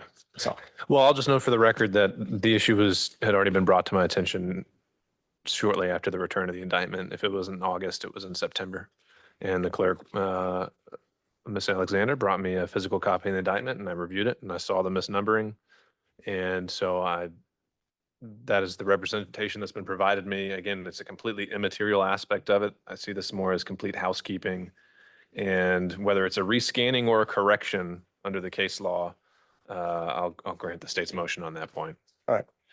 All right, and written order to follow. Fair enough. Thank you, Your Honor. Mr. McDougald, you mentioned you might have something else. I you have want to address. one other item, Okay. which is that one of our filings on February 5th was rejected by the power system because the date above the signature block had the year 2244, had extra 4 on there. You just need to refile it.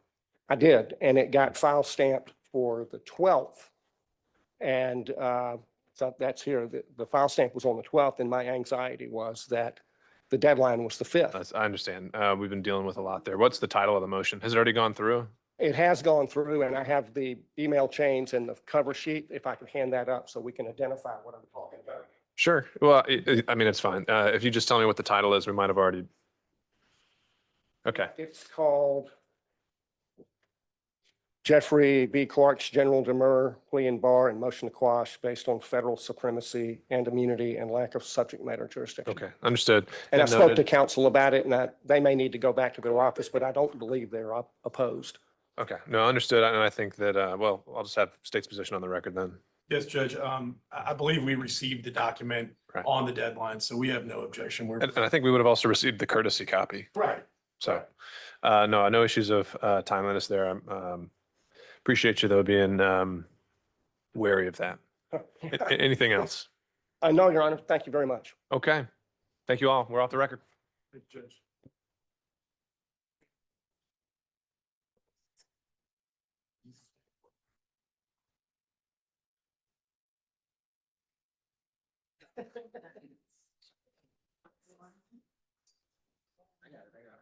have a good day. All right, Mr. Rude, do the same.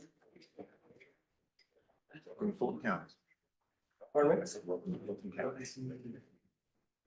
a little different. Welcome to Fulton County elections. Your word's not mine. Hey, right, I was on the election. State election? No, it's Fulton County. Okay, I didn't know. Yeah. First I was an attorney for the boards, and then I was on the boards. The last 8 years I've worked in the field, and was in the 2003 there for the first Obama election and second one. So, I'm sure you got stories. I did. See, She's smaller than I.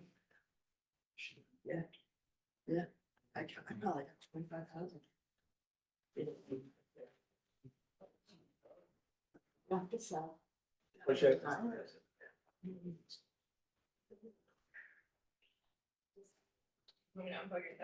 appreciate that, thank you.